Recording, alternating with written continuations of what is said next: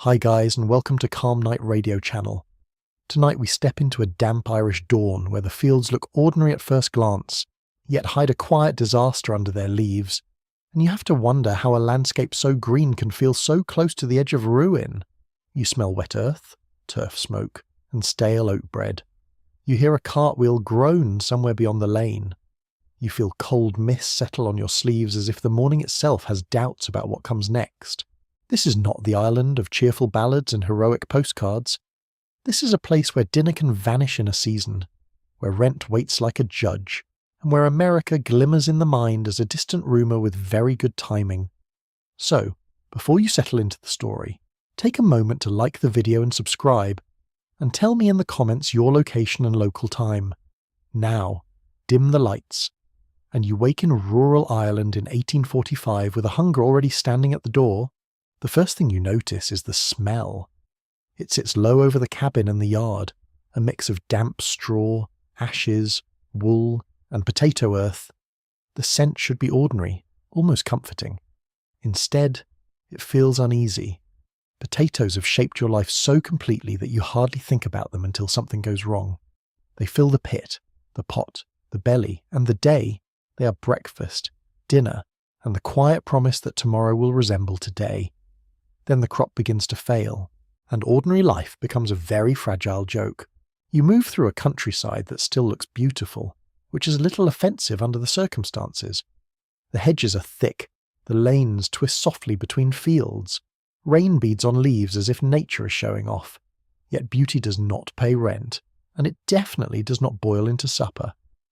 In many districts, families depend on tiny plots of land rented from larger holders, who themselves answer to landlords, agents, and the long chain of social distance. You do not need a lecture on land systems. You need food. Still, the structure matters because it shapes every choice you can make. A bad harvest is hard. A bad harvest under rent pressure becomes terrifying. Most poor rural families rely heavily on the potato because it yields astonishing quantities on small plots. A little land can feed a large household, which sounds almost magical until the magic turns against you. The potato is cheap to plant, dependable in normal times, and filling enough to support people who work long hours with very little else. Many households keep a pig if they are lucky, perhaps a few hens, perhaps a bit of milk when fortune is feeling generous. Oatmeal appears when it can, but the potato is the foundation. Take away the foundation, and the whole cottage seems to tilt. One day the talk begins in a nearby place. The leaves are blackening. The stalks look wrong. There is a strange smell in the fields, foul and sweet at once, as if the crop has begun rotting before it understands the insult. You hear men speak in low voices after mass. You hear women compare what they found when they opened the ridges. Some say the potatoes looked healthy one evening and collapsed by the next morning. That detail appears again and again in accounts of the blight, and it must have felt almost supernatural, like waking to find the rules of nature rewritten in the night. Historians still argue whether the first local reactions mixed practical observation with older folk beliefs more deeply than the records suggest. Either way, fear spreads faster than careful analysis. When you kneel in the field and put your hand into the soil, the touch tells the truth. The earth is cool and slick. The skins of the potatoes feel soft where they should be firm. Some crumble into a dark, wet mess in your palm. It is not dramatic in the theatrical sense. No thunder cracks. No great villain appears. The ruin is quiet, muddy, and intimate. That may be worse. Grand disasters at least know how to announce themselves. This one whispers. The year 1845 is the beginning of the catastrophe, not yet its deepest pit. That makes it a strange season of half-belief. Many people hope the damage will be limited. Perhaps another field will survive. Perhaps the reports are exaggerated. Perhaps next year will mend everything. Human beings are very loyal to normal life, even when normal life is already packing its bags. So you carry on with chores, you cut turf, you patch clothing, you count meal sacks. You try not to stare too long at the storage pit. You perform hope because the alternative is to sit still and think, and that never improved a harvest. Around you, cabins crowd the landscape in districts where subdivision has sliced holdings smaller and smaller. A family may live in one room with a hearth, a few stools, a table, rough bedding, and not much privacy. Smoke curls through the interior and stains the roof. Clothes dry near the fire if there is fuel. In wet weather, everything feels slightly damp, including your mood. Touch the wall, and you meet cold stone or mud. Touch the blanket, and it holds the memory of yesterday's weather. Yet even in poverty, homes are arranged with care. A cup is set in its place. A shawl is folded. A crucifix may hang over the bed. Dignity survives in small acts of order. Religion shapes the weak and the imagination. Church is not merely prayer, it is news, connection, and a reminder that your private anxiety belongs to a larger suffering community. The bell carries across the air with a sound that feels both solemn and practical. You hear it and know who is ill, who has died, who is marrying, who may be seeking passage, who has received a letter from Liverpool or Boston. Catholic faith matters deeply to many poor Irish families, though practice varies, tempers vary, and holiness rarely eliminates gossip. That would be asking too much of any parish. The local diet before the worst years can be monotonous but effective. Potatoes and buttermilk keep bodies going. Salt herring appears sometimes. Oaten bread is cherished. Tea, where it is available, carries an importance beyond nutrition. A warm cup in a poor cabin can feel like ceremony. One quirky detail from the period is how often people guarded small comforts with stubborn seriousness. A cracked teapot, a decent shawl, or a polished Sunday shoe could become a kind of household treasure. When wealth is scarce, symbolism takes up extra room. You also live with the constant arithmetic of rent. The rent day approaches with the politeness of an executioner. Coins are counted and recounted. A pig might be sold. A labouring son might go seasonally to England for harvest work. A daughter may hire out as a servant. The landlord is often absent, which means power arrives through agents, middlemen, and notices rather than through any warm face at the door. Eviction is not a dramatic fantasy. It is an administrative possibility. Papers can move people more efficiently than storms do. The social order around you is crowded with tension. Some larger farmers manage. Shopkeepers watch carefully. Priests plead, advise, and worry.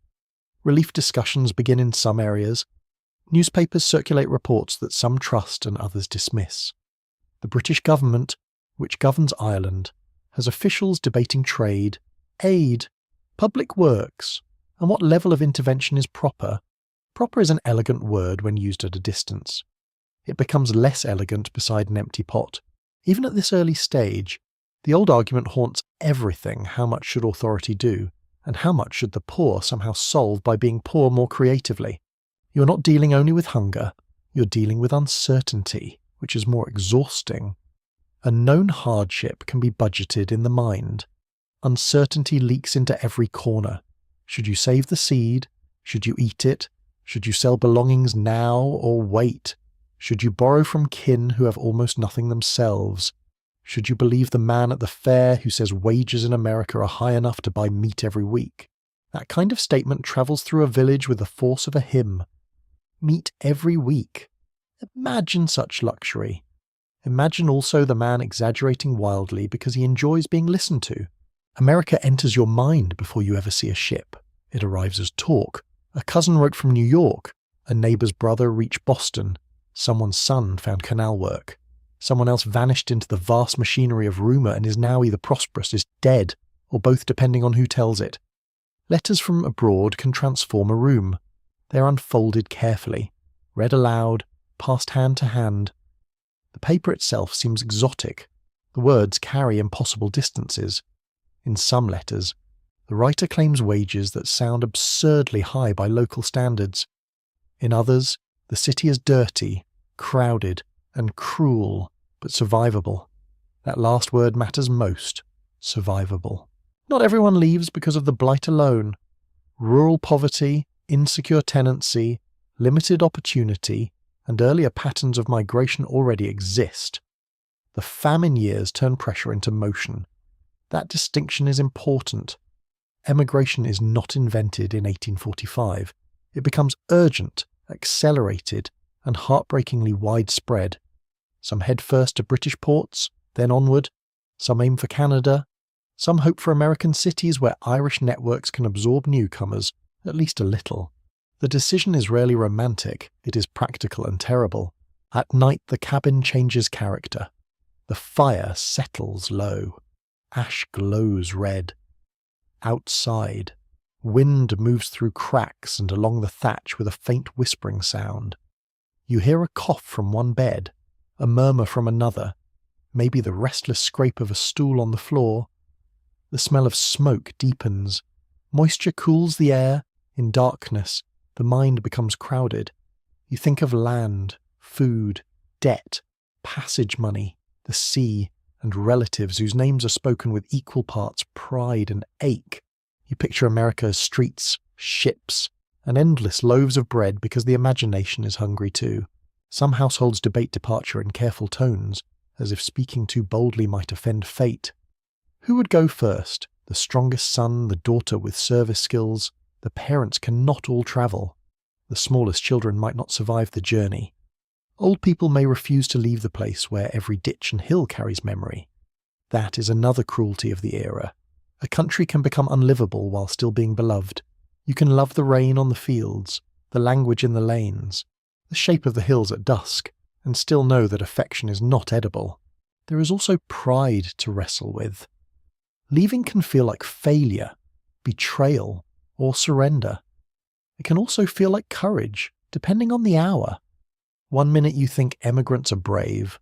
The next minute you think they are desperate. Usually they are both. Some families speak of America with reverence. Others speak of it as a last throw of the dice. The journey costs money, which poor people famously keep in overflowing vaults. So arrangements can be painful. Goods are sold. Kin contribute. Credit is sought. A landlord may assist passage in some cases, though motives are not always generous. Relief through emigration can look tidy on paper and brutal in practice. Scholars continue to debate how much agency poor tenants truly had in these early decisions, because surviving records often preserve the voices of officials more clearly than the voices of the poor themselves. Yet the emotional reality is plain enough. To leave is to choose uncertainty over visible decline. To stay is to trust a countryside that has begun to betray you. Neither option feels noble when children are involved. Morning returns, grey and wet. A rooster sounds annoyed at existence. You step outside into air that smells of rain, manure, and distant peat smoke. Across the fields, neighbours are already moving. Life goes on because life has no talent for dramatic pauses. Someone drives a donkey cart.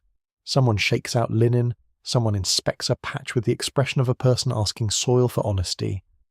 In that simple movement lies the whole season. Hope has not vanished. It has narrowed. It is now a hand in dark earth, searching for one sound potato among the soft ones, and that is where the real story of departure begins. Not at the harbour, not on the ocean, but here in the fields of Ireland, where hunger first changes from worry into decision, and where you understand with cold, unmistakable clarity that home can still be home even as it starts to push you away. The day of departure begins in darkness, because large decisions prefer unkind hours. The air is wet and cold enough to sting your nose, and the yard shines faintly under a pale scrap of moon. You hear shoes on packed earth, the rustle of skirts, the creak of rope around a bundle, the impatient snort of a borrowed donkey. Nobody wants to speak too loudly. Even those who talk a great deal on ordinary mornings now seem suspicious of language, as if words might turn the leaving into something more final than it already is. Your belongings are reduced to what can be carried, tied, folded, or hidden in a pocket, a shirt, a shawl, a spare pair of stockings if fortune has smiled, perhaps a tin spoon, a prayer book, a letter of introduction, a little food for the road, a ribbon. Someone insisted you take, though ribbons are not famous for feeding people. Touch each item and you feel the roughness of cloth, the weight of need, the small embarrassment of choosing what matters most. It is astonishing how quickly a life can become a bundle. The road to the port is busy in a weary, uneven way. You're not alone. Carts roll along with trunks, sacks, crying children, worried hens, and faces that try very hard not to look back too often.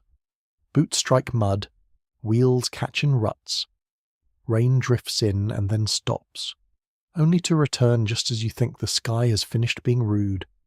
The smell of wet wool fills the air, mixed with horse sweat, churned earth, and the sharp salt hint that means the sea is somewhere ahead. It is not yet visible, but it has already entered your lungs. Some travellers have passage arranged from Irish ports like Cork, Limerick, or Belfast. Others move first to Liverpool or another British port, because the web of migration is messy, improvised, and full of practical compromises. The journey before the ocean crossing can be chaotic enough on its own. Tickets are checked and rechecked. Names are misspelled. Directions are shouted. A clerk scratches marks on paper with the calm of a man who is not about to cross the Atlantic in a crowded vessel. You, unfortunately, are at the waterfront. The first real shock is not the ship itself, but the noise. Gulls scream above the mast. Porters yell. Children wail. A barrel rolls somewhere with a hollow thud. Ropes slap wet wood. Water knocks against the dock in little impatient bursts. It smells of tar, salt, fish, smoke, old timber, and the sour closeness of too many bodies gathered with too many fears. You stand in that confusion and understand that leaving is not a graceful act. It is a scramble. The ship may be no more than a converted cargo vessel, adapted to carry emigrants because there is money to be made from desperate people, and the Atlantic, surprisingly, does not insist on luxury. Many of the vessels used in the famine years are sailing ships, not steamers, and their crossing time depends heavily on weather. Some journeys are faster, some much slower. 2 months at sea is possible. Longer is possible too, which is not a cheerful thought to tuck into your sleeve. The phrase coffin ship becomes famous later because of dreadful mortality on some routes, especially to British North America, though experiences vary widely. Some ships are harsh, but survivable. Some are floating lessons in how little comfort a human body can manage with. When you first board, the deck feels unstable under your feet, not from actual motion yet, but from anticipation. The planks are slick, the rail is sticky with salt, you grip it and smell tar on your hands. Below deck, the accommodations are grimly efficient. Bunks or shelf-like berths are stacked close, often with minimal privacy and miserable ventilation. The ceiling presses low, light filters in reluctantly, air sits stale and damp, already warmed by breath. You hear coughing almost at once. That sound will become part of the voyage, as constant as the water. Space must be negotiated with strangers. There are families, single labourers, widows, children with enormous eyes, old people who look offended by the entire Atlantic. Accents from different counties mix in the gloom. Irish is heard in many quarters, English in others, and often both in the same anxious conversation. A few passengers may have sailed before. Most have not. Advice flows freely, which is what human beings do when none of them actually knows enough. Keep your blanket dry. Save your biscuit. Do not drink too fast. Pray in rough weather. Avoid the bucket if you can. Excellent counsel. All of it. And not especially easy to follow. Food on board is basic, and often poor. Depending on the vessel and the route, provisions may include hard bread, oatmeal, meal, salt meat, tea, water, and sometimes peas or other staples. Quality is another matter. Water can turn stale. Bread can crawl with life of the unwelcome variety. Salt meat can smell like an argument with the ocean. Still, hunger reorganizes your standards with admirable efficiency. A warm drink, when available, feels like civilization in a cup. A dry crust can seem almost tender.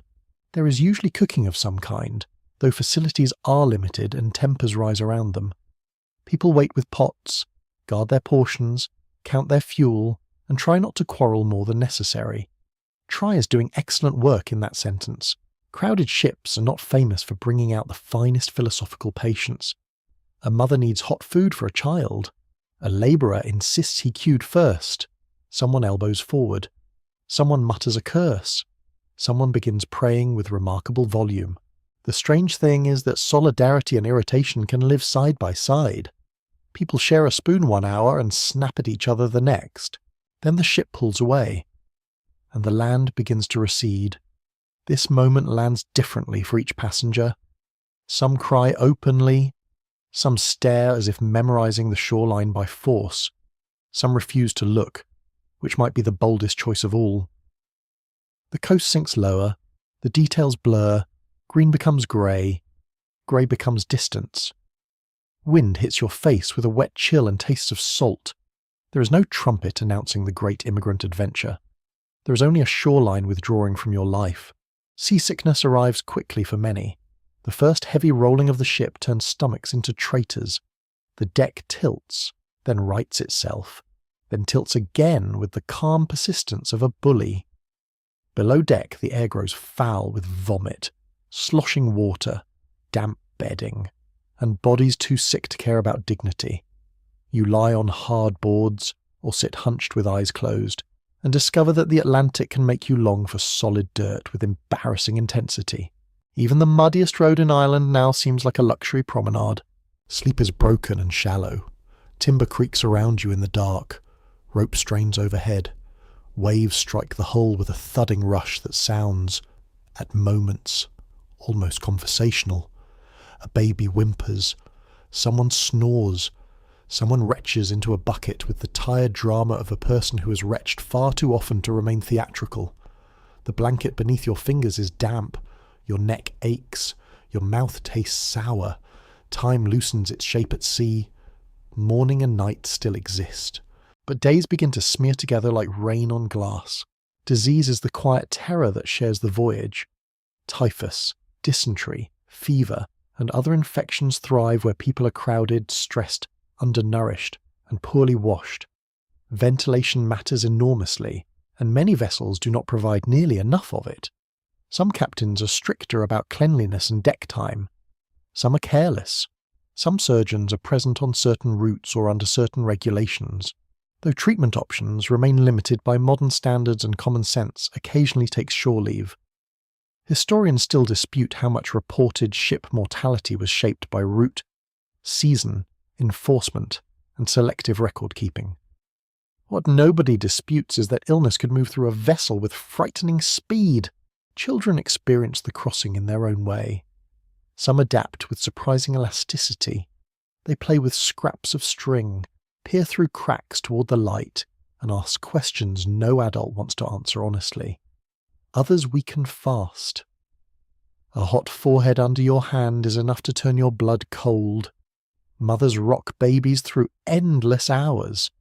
Fathers pace when there is room, which is rare. Single young women keep close to companions when possible, because vulnerability has a way of becoming obvious in crowded transit. The ship is a world, but not an innocent one. Yet the voyage is not made only of suffering. That is important, because human beings remain inconveniently alive even in bad conditions. There are songs now and then, soft at first, then fuller when the weather eases. Someone with a decent voice lifts a ballad into the stale air, and for a little while the berth deck becomes less miserable. Stories circulate too. America grows richer with each retelling. Streets paved with opportunity, bread so white it looks sinful, wages so large they sound like a printer's mistake. One man claims a cousin in New York eats meat on weekdays without apology. This detail earns respectful silence. A quirky tidbit from emigrant accounts is the way people sometimes judged the ocean by smell before weather changed. Passengers and sailors alike could become convinced that a coming storm had a particular scent, sharper and colder, with a metallic edge under the salt. Whether that instinct was precise meteorology or collective imagination is hard to say, but life at sea teaches quick attention. You learn the meaning of the sailor's face, the hurried securing of loose things, the command to stay low, the shift in wind that tightens every voice on board. Storms are the crossing at its most intimate and most terrifying. The ship rises, hesitates, and drops with a sickening force that makes your stomach float and your bones protest. Water hammers the deck above. Cries burst out in the dark. The timbers groan as though reconsidering their profession. You clutch whatever is near, wood, blanket, hand, rosary, and feel the cold sweat on your skin despite the chill. Short prayers multiply. So do promises. If spared, you will be better, kinder, wiser, less foolish with money, more constant in devotion. The Atlantic receives these vows with majestic indifference. When calmer weather returns, the relief feels almost luxurious. Sunlight on deck can seem miraculous after days of grey. Wet clothing is spread wherever possible. Faces turn upward. Children blink in brightness. The sea stretches blue and silver to impossible distances, beautiful enough to annoy you. It is difficult to admire a thing that has recently tossed you about like laundry. Still, beauty insists. Flying fish may be reported whether or not anyone truly saw them clearly. A gull near the ship can start rumours of land even when land remains far away. Hope on emigrant vessels is excitable. You begin to notice the hierarchy aboard. Sailors move with practiced balance and a kind of rough efficiency that looks almost magical to landsmen. The captain may appear distant, stern, competent, careless, or all four in shifting proportions. Crew attitudes matter. A decent sailor who offers brief help to a sick passenger can be remembered with gratitude for years. A cruel one becomes a villain in family storytelling. Power at sea is immediate and physical. There is no walking away from the management style. The crossing also teaches a strange humility. You eat when you can, sleep when you can, stand when the air below is too foul, crouch when the weather threatens, and learn how quickly the body strips life down to basics: dryness, warmth, water, air, a steady horizon. It is almost monastic, if monasteries usually smelled of bilge and salt pork. Yet somewhere inside the discomfort, the idea of arrival continues to glow. That is the remarkable part. Misery does not erase destination, it sharpens it. At last the talk changes tone. The voyage is nearing its end. The crew grows more purposeful. Passengers climb on deck more often, scanning the distance with hungry eyes. The air may feel different near land, softer somehow, touched by smoke, vegetation, river water, industry, and crowded settlement. Then comes the cry, or the rumour of the cry, or the sudden knowledge spreading faster than certainty itself. Land. You strain to see it. At first it is hardly more than a line, a smudge against light, but it is solid and still, which already makes it superior to the Atlantic. People press close, squinting, praying, laughing, weeping, straightening clothing as though a continent might judge their collars. Under your hand the rail is rough with salt. In your mouth the wind tastes sharp and new. The voyage has not made you grander or cleaner or calmer. It has simply delivered you, worn and watchful, to the edge of another life. Morning comes through a veil of fog and smoke, and the ship seems to hold its breath with everyone on it. You stand shoulder to shoulder with other passengers, wrapped in coats that still carry the smell of salt, damp wool, and too many nights below deck. The air tastes different now. It is no longer the clean bitterness of open sea. It carries coal smoke, river mud, tar, and something metallic that suggests cranes, chains, factories, and human urgency. After weeks of water in every direction, the smell of industry feels almost comforting. It means land is not merely visible, it is busy. The harbour unfolds slowly, which is rude but effective. First you see masts, more of them than seem reasonable, rising through haze like a forest built by merchants. Then come the outlines of ships at anchor, ferries cutting across the water, tugboats fussing about like determined little beetles, and long piers crowded with movement. You hear bells, shouted orders, hammering from some unseen yard, the scrape of rope, and the distant thunder of city life beyond the waterfront. It is not one sound, it is a layered roar. America does not greet you with silence. New York is the most common destination in the imagination, though many famine-era immigrants also arrive in Boston, Philadelphia, Baltimore, New Orleans, and Canadian ports before moving southward. In 1845, New York's main immigrant processing centre is not Ellis Island, which belongs to a later age, but Castle Garden will only take on that role in 1855. At this moment, arrivals are handled through a rougher and less centralised system, and that means confusion has plenty of room to flourish. You do not step into a neat official welcome, you step into a commercial scramble. As the ship edges closer, Passengers begin making themselves presentable with touching optimism. A shawl is shaken out. Hair is smoothed with wet fingers. A cap is brushed. Boots are inspected and found disappointing. Faces turn toward shore with a hunger that has little to do with food. Some people cross themselves. Some whisper names of relatives they hope to find. Some stare at the city as if trying to guess whether it will be kind. The city, in return, offers smoke and noise. The first challenge is simply getting off the ship. Small boats may come alongside. Port officials board. Papers are examined with varying seriousness. Luggage appears and disappears in alarming ways. Trunks bang against planks. Children are passed from hand to hand. A woman calls for her bundle. A man insists his name was recorded wrongly. Another argues that his brother was on the manifest and now cannot be found in the crowd. You grip your few possessions with an intensity that feels almost spiritual. Losing a shirt is bad enough. Losing a letter of contact could change everything. Then come the runners, boarding house agents, porters, hack drivers, interpreters, petty thieves, and every other variety of person who senses money, weakness, or bewilderment.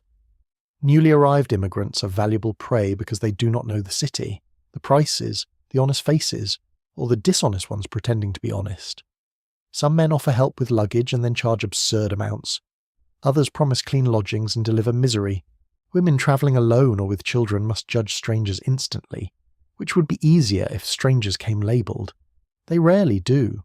You step onto American ground and it feels strangely ordinary underfoot.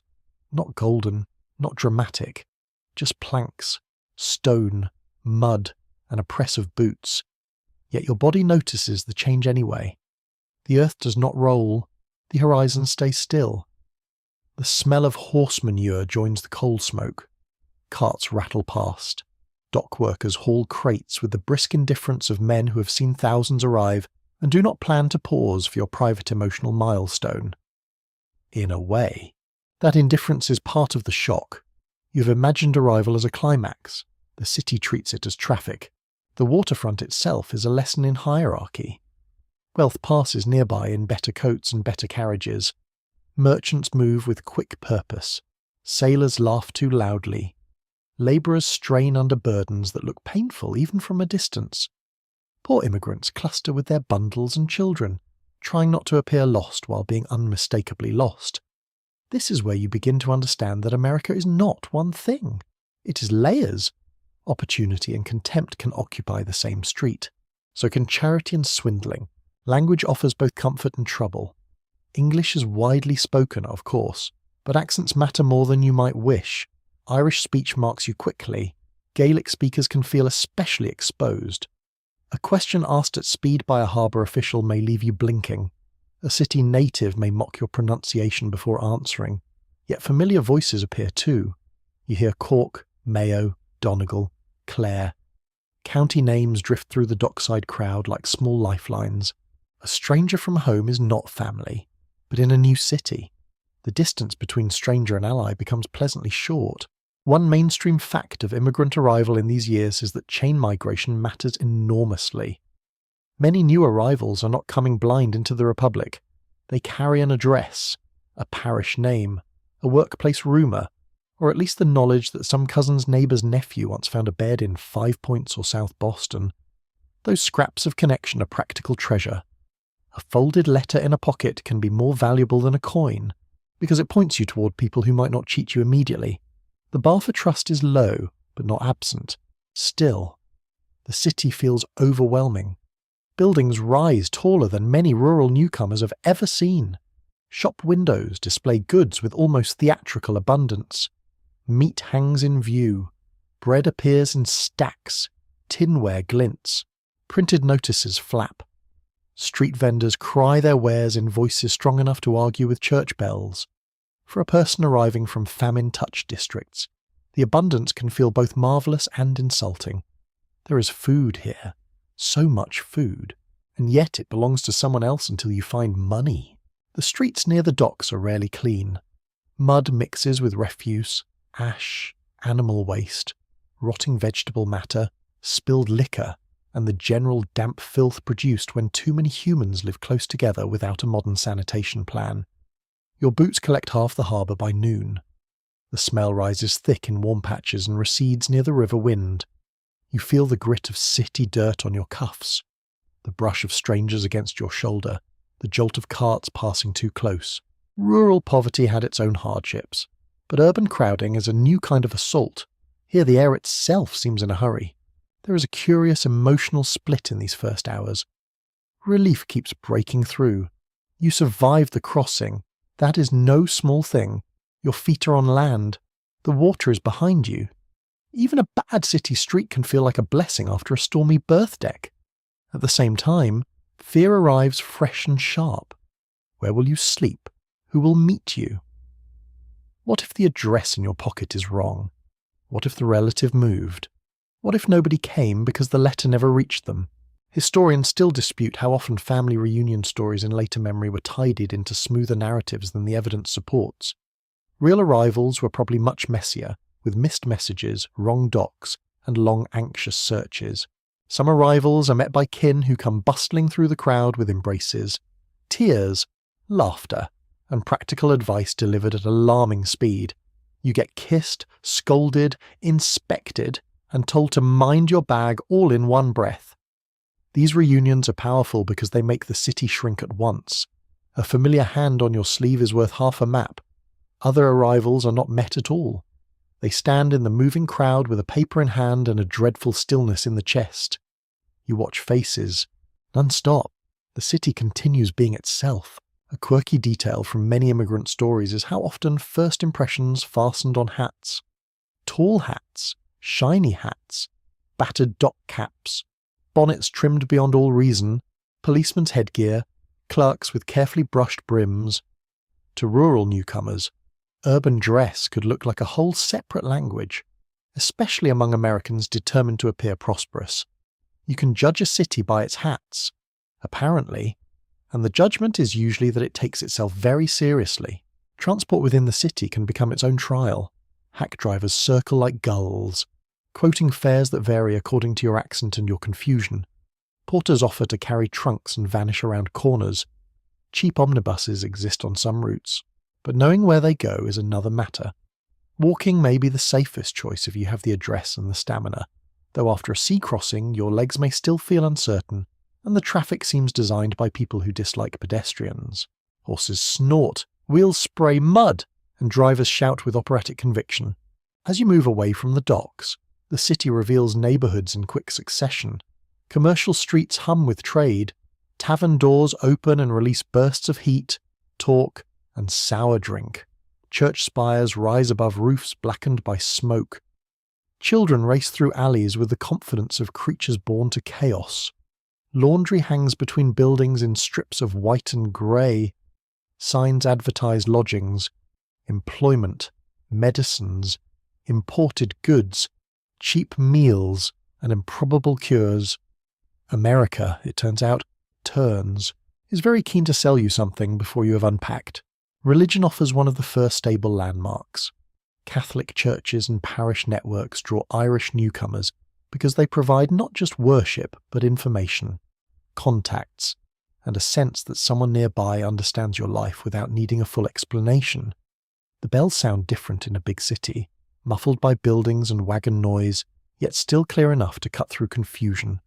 Step through a church door and the change in atmosphere is immediate.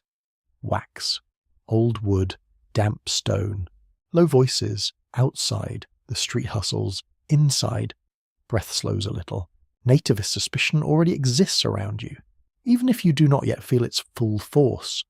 Some Americans view Irish Catholics as poor, disorderly, politically dangerous, or religiously suspect. Those attitudes can appear in jokes, in insults, in hiring decisions, and in the simple way a shopkeeper looks at your clothes.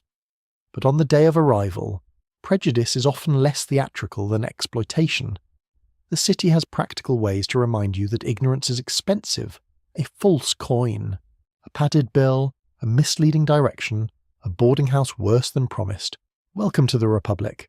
Kindly mind your wallet. Weather sharpens everything. If rain falls, the streets become slick and sour. with drips from roofs and puddles reflecting chopped bits of sky. If the day is warm, harbour smells thicken until even the breeze seems overworked. If it is cold, fingers stiffen around straps and children cry from the sharpness in their lungs. The body never quite stops being present in these early hours. Your shoulders ache from carrying. Your stomach twists with hunger and nerves. Your skin knows every shift in air. Arrival is not abstract. It rubs against you. There is also the strange visual shock of abundance mixed with misery. Fine shops stand not far from ragged children. Carriages roll past men looking for day work. A table in one window gleams with dishes and cloth while, on the pavement outside, a barefoot boy gnaws a crust. The city does not hide its contrasts. It arranges them side by side with almost artistic cruelty. You begin to understand that hunger exists here too, just dressed differently. Toward evening, the light changes, turning the harbour copper and the smoke a deeper grey. Lamps begin to appear, windows glow. Voices shift from workday shouting to nighttime bustle. A city after dark is its own creature, and for newcomers it can feel more dangerous simply because shadows make every wrong turn seem deliberate. You tighten your hold on your bundle. The day's hope has not vanished, but it has grown cautious. Hope now wants an address, a bed, a known face, a door that closes. That is the real first sight of America. Not a single statue, not a noble speech, not a clean beginning. It is a harbour full of labour and schemes, a waterfront thick with promise and trickery, a city large enough to swallow fear and feed ambition at the same time. You stand in it tired, alert, and not at all glamorous, breathing coal smoke and river air, while the new world rushes around you with complete confidence that you will either learn its pace or be trampled by it. By the time you begin looking for a place to sleep, the city has stopped being an idea and become a test. Your feet ache on the hard streets. Your shoulders burn from carrying what little you own. The air feels thicker away from the harbour, less salty now, more human, with coal smoke, cabbage water, stale beer, damp brick, and the sour breath of alleys that do not believe in fresh air. You're no longer merely arriving, you're searching, which is a colder business. A bed is not guaranteed. That is the first lesson. A city may contain thousands of roofs and still have no room that feels meant for you. Cheap lodging houses, cellar rooms, shared boarding houses, garrets, and narrow tenements pull in newcomers because they cost less than respectable comfort, which is excellent because respectable comfort has no intention of meeting you halfway. You follow directions from a cousin, a priest's helper, a dockside acquaintance, or a woman who swears her sister once lived 3 streets over from people out of your county. This is what passes for urban navigation, a chain of almosts. The streets themselves seem to shift personality every few blocks. One lane holds shops with polished glass and clerks standing neat behind counters. Turn a corner and the paving grows worse, the gutters darker, the buildings meaner, the children louder, laundry droops between windows like tired flags, broken boards lean against walls. A pig noses refuse near a drain as if conducting a private investigation. Somewhere a fiddle scratches through an open door, somewhere else a baby howls with astonishing stamina. The city is noisy even when nobody speaks to you directly. Boarding houses advertise with promises that sound generous until you inspect them closely. Clean rooms, good food, fair terms. These phrases are remarkably flexible. You climb a narrow staircase that smells of boiled onions, wet wool, soap, old smoke, and too many people drying clothes in too little space. The banister is sticky under your hand. The floorboards creak in protest. A woman opens the door with an expression that suggests she has seen every variety of desperation and rates yours as ordinary. That is not cruelty exactly. It is experience. Inside, the room may be small enough that a long breath seems almost rude. A bed stands against one wall, or perhaps 2 beds, depending on how optimistic the landlord feels about packing human beings. A chair may exist, a cracked basin if fortune is performing. Window glass sweats with moisture. The wallpaper, if there is wallpaper, peels in corners like tired bark. Touch the blanket and it feels thin, worn, and not quite dry. Yet to a body worn by travel, even a rough mattress can look inviting. Exhaustion is wonderfully forgiving. Many Irish immigrants in the 1840s cluster in districts already known for crowding and poverty. In New York, 5 Points gains its notorious reputation for filth, noise, overcrowding, crime, and dense immigrant settlement. Though the neighborhood is more varied than moral reformers enjoy admitting, Boston has its own packed streets and improvised lodgings. So do Philadelphia and other port cities. The mainstream fact is simple enough. New arrivals go where rents are lower, where countrymen already live, and where work might be reached on foot. That often means unhealthy housing in unhealthy places.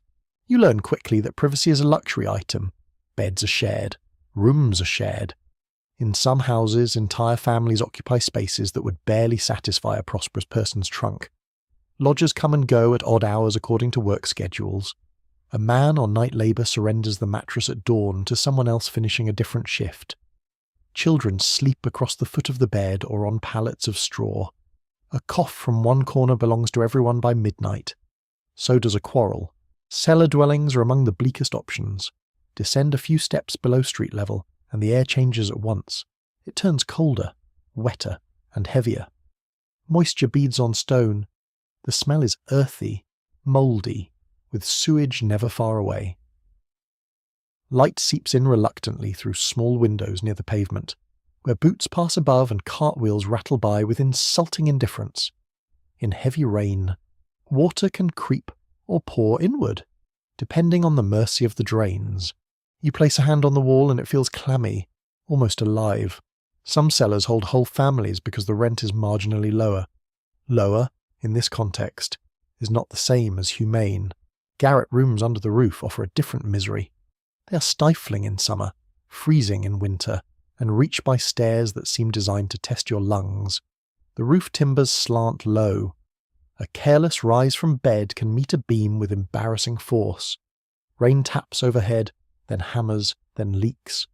Wind whistles through cracks. Still, a garret may at least give you light and air, which is more than some basement rooms can claim. Urban poverty trains people to rank discomfort with great precision.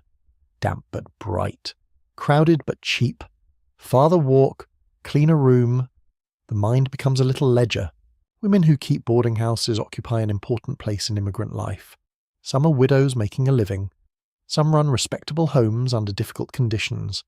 Some cut corners with energetic creativity. They cook, collect rent, referee disputes, listen for scandal, and decide who may bring in relatives, who must leave, and who is drinking too much to trust near the stair. Their kitchens can be the beating heart of the house. They can also be small kingdoms ruled by ladles and suspicion. One quirky detail from period accounts is how often reputations turned on tea. A landlady judged generous if the tea was decent, stingy if it was weak, practically criminal if it tasted of yesterday's water and regret. Food in these houses is plain and precious. Bread, tea, potatoes when available, porridge, cabbage, sometimes bits of bacon, herring, or stew stretched farther than nature intended. The smell of cooking rises through the boards and along the hallway, catching every hungry person by the throat. You hear spoons on bowls, a kettle lid trembling, the scrape of knife on crust. In a crowded boarding house, supper is both nourishment and social theatre. Who eats first? Who takes too much? Who offers a child the last bit? Who pretends not to notice that the pot is thin? Character reveals itself quickly around shared food. The sounds of the building become your new weather. Doors slam, babies fuss, men return late with heavy steps and voices too loud from drink or fatigue. Women murmur over sewing. Someone laughs in a sudden burst that seems almost improper among such tight quarters. Someone prays softly behind a partition, somewhere above. A couple argues in clipped tones that turn into silence before the words can become truly dangerous. Mice scratch in the wall. Water slops in a bucket. A baby begins again. Sleep in the city is not silence. It is surrender. Smell is everywhere. There is no escaping it. Ash from the hearth. Wet boots drying badly. Soap used sparingly. Onion, cabbage, sweat, smoke, damp wool, stale beer, spilled broth, chamber pots, and the occasional brave effort of lavender or rosemary to disguise a whole building's truth. You learn which odour means dinner, which means illness, which means rain has found the roof again. A clean shirt, even a coarse one, feels almost ceremonial when the rest of the house smells like human endurance. Disease shadows these living arrangements. Overcrowding and poor sanitation create ideal conditions for fevers, respiratory illnesses, stomach ailments, and every other unwelcome guest that enjoys close company. A child grows hot. A lodger develops a cough that deepens each night. A mother tries to air bedding at the window when weather allows. Another scrubs the floor with hard determination because cleanliness, even partial cleanliness, feels like a form of resistance. Historians still debate how accurately reformers described immigrant housing, because some accounts mix genuine concern with theatrical disgust and anti-Irish prejudice. Even allowing for exaggeration, conditions in many poor districts were plainly harsh.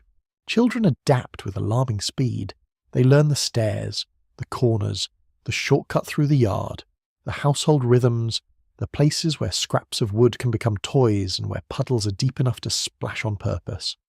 Their resilience is both charming and unfair. A child can laugh in a room that makes adults want to cry. You see boys racing barefoot through muck, girls carrying smaller siblings on tired hips, little hands reaching for bread with the solemn focus of tiny accountants. Childhood continues, though the city edits it severely. Not all lodging is equal, and immigrants know this. Some boarding houses are prized because the mistress keeps order, the sheets are aired when possible, and fights are not tolerated. Some are dreaded because theft is common. The food vanishes, and drunken men bring trouble up the stairs at all hours. Reputation travels through parishes and work gangs with remarkable efficiency. A good word can fill a house. A bad word can empty it, unless the rent is low enough to forgive nearly anything. Low rent is a persuasive theologian. You also begin to notice how people bring home with them in fragments. A bit of lace pinned carefully near a bed, a holy image above the mantel, a stool draped with a shawl too good for daily wear, a cup saved from the journey, a fiddle in the corner, a phrase in Irish murmured over a child. Domestic life, even in miserable quarters, is not featureless. People decorate deprivation with memory. They arrange dignity in borrowed inches. That may be one of the quietest triumphs of immigrant life. Laundry is a whole civilization. Shirts are scrubbed, wrung, hung, turned, mended, and guarded with strategic attention. Stockings are darned until they become maps of repair. Aprons carry stains that no soap fully defeats. Hands chap in winter water, knuckles redden. Yet clean linen, even a little of it, changes how you feel in your own skin. Touch a dry shirt fresh from airing, rough though it is, and it carries a small dignity the city cannot entirely steal. There are moments of companionship too. A neighbour shares a crust. A woman from Galway recognises your accent and asks about names you know. A labourer recommends a foreman who sometimes hires at dawn. Someone lends a blanket for a night. Someone else warns you not to trust the man at the corner with promises of miraculous rooms. In crowded poverty, kindness is rarely grand. It is practical. Here is a spoon. Here is an address. Here is the truth about the rent collector. Such gestures can steady a person more than speeches ever could. Night settles deeper. Candlelight softens the ugliness but never fully hides it. Shadows gather in corners. Voices fall. The room cools except near the stove or fire if there is one. You lie down in borrowed or paid for space, feeling the mattress give a little under your weight, hearing the house breathe through pipes, beams, footsteps, and distant street noise. A cart rolls outside. Rain begins with a faint tapping. Someone on the other side of the wall coughs twice, then again. The blanket scratches your chin. Your body is tired enough to sleep, but your mind keeps counting. Rent, food, work, tomorrow. That is how you find a place to stand in the city, not by discovering comfort, but by locating a narrow patch of shelter among thousands doing the same. A room that is too full, a bed that is shared, a floor that creaks, a kettle that sings, a window that barely opens, a corner where your bundle fits. It is not much, yet in a strange land. Sometimes not much is the first shape that survival takes. Morning in the immigrant quarter begins before the sun fully commits. You wake to footsteps in the passage, a kettle lid rattling somewhere below, and the low, rough music of men clearing their throats before work. The room is cold enough that your first breath feels thin in your chest. You pull on stiff clothes, still faintly damp at the seams, and rub warmth into your hands. The day is waiting outside with no sentimental interest in your condition. If you want to eat, you must find wages. The city has made that point very clear. The search begins in the street, where labour is gathered almost like weather. Men cluster on corners, near docks, along building sites, at canal offices, beside cart yards, or outside places where a foreman might emerge and point at the strongest shoulders. You stand among them with your cap low and your stomach tight, hearing a dozen accents bounce through the morning air. Irish voices dominate some groups, but there are others too. German, English, American-born men from the countryside, and a few whose origins are less easy to place under the roar of traffic. Competition has a sound. It is boot scraping, quick questions, short answers, and the silence that falls when hiring begins. A foreman does not inspect your soul. He inspects your arms, your boots, your age, and whether you look likely to last until evening. He asks if you can dig, lift, carry, shovel, haul, or handle a pick. You say yes quickly, because this is not the hour for philosophical nuance. Perhaps you've done farm labour all your life. Perhaps you have never swung a pick into city ground. Today that distinction may become wonderfully blurred. Work in America often begins with confidence and only later checks for skill. Much of the work open to newly arrived Irish immigrants is hard, dirty, and poorly paid. Men dig cellars, grade roads, lay track, pave streets, unload ships, move barrels, break stone, clean stables, and join canal or railroad gangs heading beyond the city. Urban growth is hungry for labour, and Irish bodies are fed into it with remarkable efficiency. One mainstream fact of the period is that Irish work has become deeply associated with infrastructure. Streets, wharves, embankments, rail lines, and trenches across the eastern United States bear the imprint of their labour, though the imprint is usually mud on boots rather than a plaque. You may start at the docks, where cargo arrives in endless variety and every item seems determined to be heavier than expected. Crates bite into the palm, rope burns the skin, flour dust clings to sleeves and enters the nose, molasses leaks, fish stink. Coffee sacks scratch at the neck.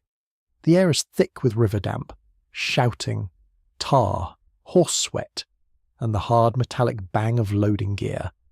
A man beside you slips, swears, regains his balance, and keeps moving because men who stop too often do not always get called back tomorrow. Casual labour teaches the body to hide its complaints, or perhaps you are taken onto a street gang. Here the city presents itself as a surface to be broken and remade. Picks rise and fall, shovels bite, wheelbarrows creak under mud and stone. Dust gathers on your tongue when the ground is dry, and when it rains the trench becomes a slow brown argument. Your boots sink, your lower back protests. Your shoulders begin speaking a language of fire by midday. The foreman watches the pace.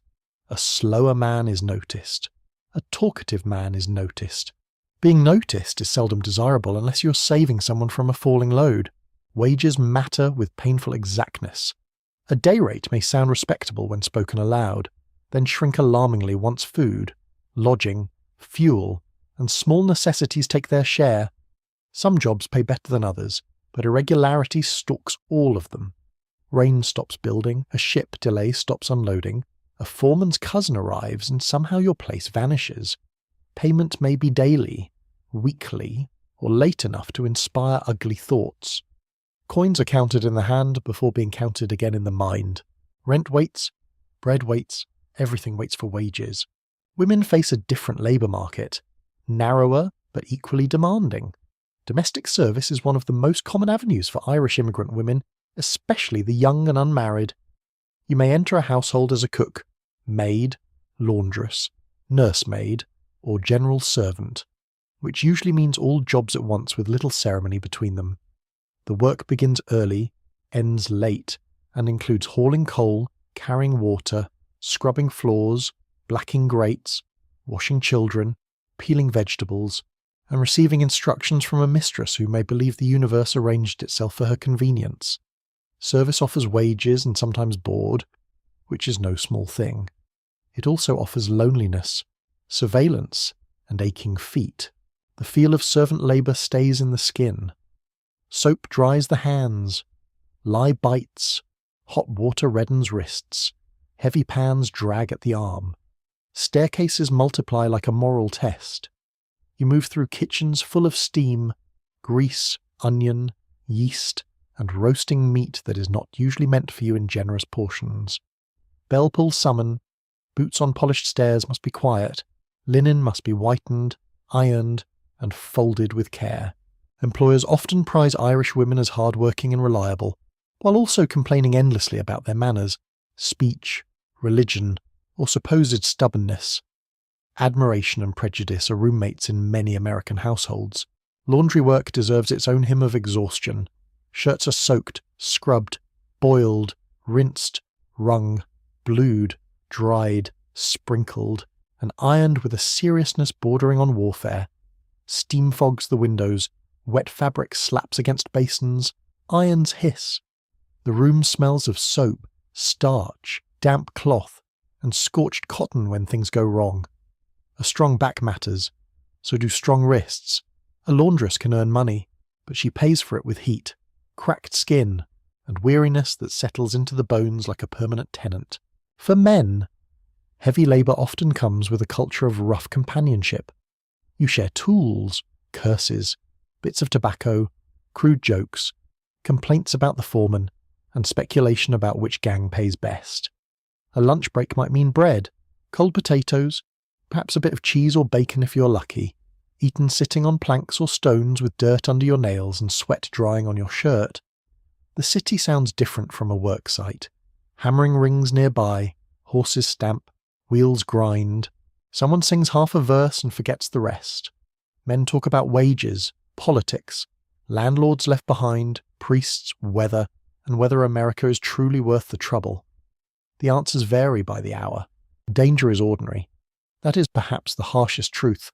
A load swings badly, a cartwheel catches, a trench wall softens after rain, a horse startles, a beam shifts, a ship's gangplank slips under a man's boot. There are injuries that earn sympathy and injuries that earn replacement. Modern workers would rightly complain about the safety standards, because many of them barely exist. A sore hand is expected, a crushed foot is regrettable, a dead labourer is mourned, and then the gang keeps moving. Historians still argue over how fully the records capture immigrant workplace accidents, because many short-term labour arrangements left only faint paper trails. The bodies, unfortunately, needed no paperwork to feel pain. Children work too, though the forms vary with age and circumstance. Boys run errands, sell papers, shine shoes, carry bundles, pick rags, or assist in workshops where air and hours are equally poor. Girls mind younger children, sew, help with washing, or take in piecework that blurs childhood into household economy. A child with nimble fingers can become an asset in ways no decent society should find convenient. Yet the family purse does not care for ideals. It cares for pennies. One quirky tidbit from urban immigrant life is how many jobs were built around shouting. Newsboys, vendors, street hawkers, and messenger boys all learned that a strong voice could turn into dinner. Some Irish men join labour gangs heading out of the city to canals, railroads, or road projects farther inland. The promise is straightforward. Leave crowded streets, take rough camp accommodation, and earn money through grueling outdoor labour. The reality often includes poor food, rough company, harsh weather, and the constant possibility of injury. Still, such work can tempt those who see the city as too crowded or too uncertain. You may find yourself sleeping in a bunkhouse or shanty, hearing wind push at thin walls while mud cakes your boots by the door. Outside, embankments rise, cuts deepen, and America keeps building itself on immigrant muscle. There is also seasonal rhythm. Construction thrives in fair weather. Winter narrows options. Frozen ground, shortened days, and slowing trade turn the labour market meaner. Men linger longer at hiring points. More return are empty-handed to boarding houses where the kettle boils but the purse thins. Women in service may fare better during some seasons because houses still require cleaning and kitchens still require hands. Yet dismissals come easily when employers seek economies. Poverty becomes colder in winter because every need sharpens at once. Fuel costs. Shoes fail. Bread must still be bought. Prejudice enters the workplace in open and subtle ways. Employers may prefer Irish labour for the roughest jobs and distrust Irish workers at the same time. Newspapers and cartoonists mock the Irish as brutish, drunken or disorderly. Protestant anxieties about Catholicism seep into hiring decisions. Native-born workers fear wage competition and turn resentment toward the newcomer rather than the man paying both badly. The famous signs saying "No Irish need apply" are debated by scholars in terms of their frequency and regional spread. But anti-Irish discrimination itself is very real, whether printed in a window or spoken at the gate. You do not need a sign to recognise contempt. Tone will do. Even so, work can bring a rough pride. At the end of a day spent hauling stone or scrubbing floors, you have something concrete to show in your body. Dirt under the nails, a stiffness in the shoulders, coins wrapped in cloth or tucked deep in a pocket, a loaf carried home, a small piece of meat, a bit of tea. Labour is punishing, but wages convert effort into visible survival. In immigrant districts, the sight of workers returning at dusk creates its own procession. Men with tools over the shoulder, women with baskets, children darting around them like sparrows. The street smells of smoke, frying fat, damp brick, and evening refuse. Weariness hangs in the air, but so does a kind of endurance. Some workers dream quickly of advancement, a better gang, a steadier employer, a small trade learned from another man. Enough savings to open a cart, a shop, a public house, or a grocery with a back room. Ambition in immigrant neighbourhoods does not usually arrive dressed in silk. It arrives as arithmetic and stubbornness. Save a little. Spend carefully. Send something home if possible. Do not fall sick. Do not lose the job. Do not trust every smiling intermediary. These are not grand national ideals. They are the daily commandments of survival. The body becomes a ledger of the city's demands. Blisters rise, break, and harden into callus. Knees ache on stairs or in trenches. The neck burns in summer. Fingers chap in winter. A servant's shoes pinch. A labourer's shoulders knot. Yet the body also adapts with inconvenient loyalty. What seemed impossible on the first day becomes merely exhausting by the 10th. You lift more cleanly, carry better, scrub faster, judge a foreman quicker, read a household mood before a word is spoken. Work teaches the immigrant city to your muscles before it teaches your mind. When evening comes, the pay packet or handful of coins carries a little warmth of its own.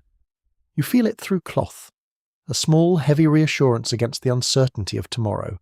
Not security, nothing so grand, just proof that this day did not defeat you entirely.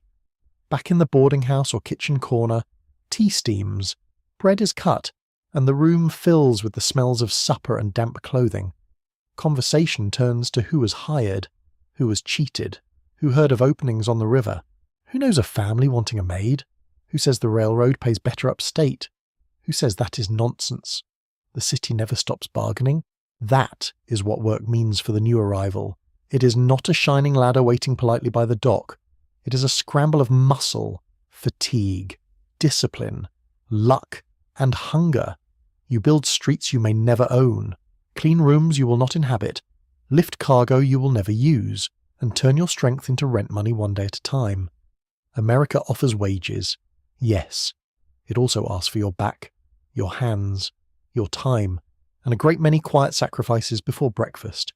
Once work begins, daily life turns into a discipline of tiny calculations. Not grand plans, not soaring visions, just the intimate mathematics of getting through another week with your dignity still mostly attached. You rise, labour, return, eat, mend, save what can be saved, and try not to think too long about how narrow the margins really are. In immigrant streets, comfort is rarely a possession. It is a brief arrangement of heat, food, cloth, and luck. Breakfast is often modest enough to disappear almost while you are looking at it. Bread, tea, perhaps porridge, perhaps leftover potatoes if the household has managed them, perhaps nothing until midday if wages have been thin. The smell of tea matters as much as the taste. It rises from the cup warm and tannic, carrying a promise that the morning will at least begin with something hot. Bread can be coarse or stale, but in a cold room, a heel of it feels serious and dependable. You hold it in chilled fingers and learn again that hunger has a talent for making plain food taste almost ceremonial. Dinner, when it comes, depends entirely on income, season, and luck at the market. Potatoes still appear often because they remain cheap and filling when available. Bread, cabbage, onions, herring, bits of bacon, oatmeal, and tea make up much of the working poor diet. Sometimes there is stew, though stew is a wonderfully elastic category. It may contain actual meat, or it may contain the memory of the meat introduced to a pot by a bone, and a certain amount of hope. In city districts, peddlers and market stalls bring food within reach, but never at a price low enough to stop people worrying. The markets are alive with noise and temptation. You move among barrows and stalls where women call out prices, butchers chop, fishmongers splash water over fading stock, and children weave through ankles with the speed of small criminals. The air smells of cabbage leaves, damp wood, blood, salt fish, bruised apples, onion skins, and horse manure from the street beyond. You touch a loaf to test its firmness. You eye the bacon rind. You judge whether the potatoes in that basket are sound or likely to betray you at home. A coin spent badly can haunt supper for days. Many immigrant households buy the cheapest cuts, the roughest bread, the wilted vegetables sold toward evening, and the tea that stretches farthest in the pot. Nothing is wasted if effort can rescue it. Stale bread becomes toast or pudding. Bacon grease flavours cabbage. Bones are boiled again. Tea leaves may be coaxed into another pot with a confidence that borders on fiction. One quirky detail from poor urban life is how fiercely people defended their own methods for reviving old food. Every kitchen seems to contain someone certain that everyone else is reheating potatoes incorrectly. Cooking in cramped quarters is half nourishment and half logistics. A single hearth or stove may serve several people. A kettle is watched like a diplomatic negotiation. Pots are borrowed, returned, dented, and borrowed again. Steam clouds the room, dampening walls already inclined toward moisture. Your face grows warm near the fire while your back stays cold. Clothes hung nearby pick up the smell of broth and smoke. A child hovers too close to the pot and is shooed away. Someone slices bread with solemn care, making each piece look equal even when it is not. Fairness at table can preserve peace better than prayer. Clothing tells its own story of survival. New garments are rare luxuries, so most people wear things until the fabric nearly gives up its identity. Sleeves are turned, cuffs are patched, hems are let down for growing children. Men's shirts are reworked, women's dresses are altered, pieced, and revived with ingenuity that would impress any modern tailor. Wool scratches, linen cools when clean, boots pinch, split, and are repaired with heroic optimism. A shawl can be blanket, coat, privacy screen. Baby wrap and symbol of self-respect all at once. Touch matters enormously in a life of rough materials. Your shirt collar may rasp at the neck all day. A darned stocking has a lump under the heel. A borrowed coat hangs wrong on the shoulders. Fingers find the smooth edge of a rosary bead in a pocket, the polished handle of a spoon, the thinning elbow of a jacket. Textures become memory. You know which blanket is least damp. You know which apron still smells faintly of soap after washing. You know which pair of boots will survive one more week if you keep them away from too much rain, and do not ask them for miracles. Laundry is endless because dirt is endless. Collars darken quickly. Children's clothes seem magnetically attracted to mud. Work shirts return stiff with sweat and grime. Washing day fills a house or yard with motion. Water sloshes into tubs. Soap softens in the hand. Fabric is scrubbed against boards, rinsed, wrung, and hung across lines or chairs or any available patch of air. The smell is sharp and clean for a blessed hour. Then smoke, weather, and city soot begin reclaiming everything. Clean clothes do not stay clean, but that does not diminish the pride of making them so.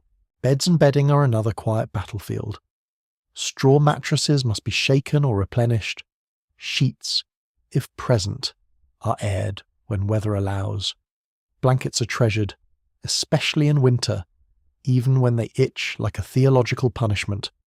In crowded homes, several bodies share heat because sentiment alone does not warm a room. Children curl together. Lodgers sleep in shifts. A bed can be warm from the last occupant, which is efficient and also a little dispiriting. Still, after a long day's work, the roughest mattress can feel persuasive. Fatigue lowers standards with touching generosity. Furniture is sparse but rarely random. A table, however small, becomes the centre of domestic order. Chairs may not match, which is not exactly a tragedy. Boxes become seats. Crates become shelves. A nail in the wall becomes a wardrobe system. The room arranges itself around use, not beauty, though little touches of beauty appear anyway. A cloth spread for Sunday, a cup kept for guests, a bit of ribbon tucked by a mirror. Poverty does not eliminate taste.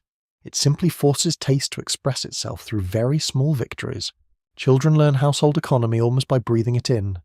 A daughter fetches water, peels potatoes, minds the baby, folds linen, and knows without being told that candles must not be burned recklessly.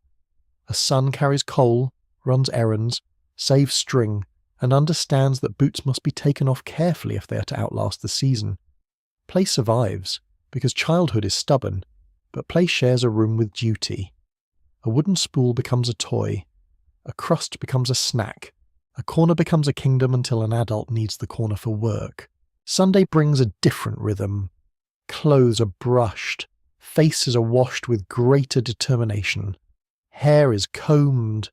Best garments emerge, even if best simply means least worn. Church-going has social meaning as well as religious one.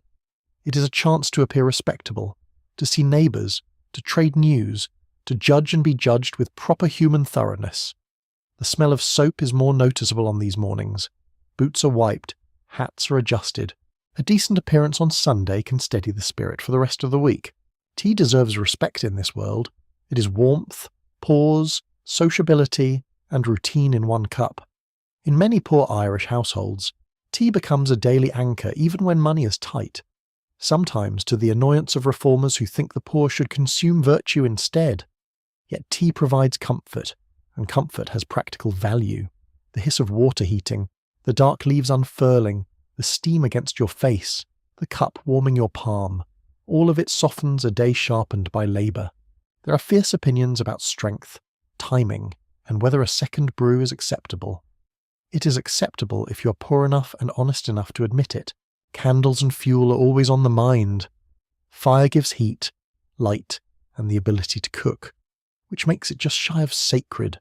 Coal, wood, turf, whatever can be bought or found, all of it must be used carefully.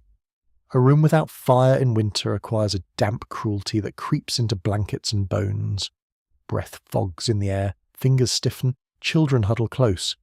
Even a small fire changes the room's mood, making the walls seem less hostile. The crackle, the glow on a tin cup, the smell of smoke. These things create a sense of shelter larger than the room itself. Repairs occupy countless evenings. Needles move by lamplight, boots are patched, handles are tied back on, pots are mended if they can be, cracks are stuffed against draughts. A torn sleeve is turned into an hour's work instead of a week's embarrassment.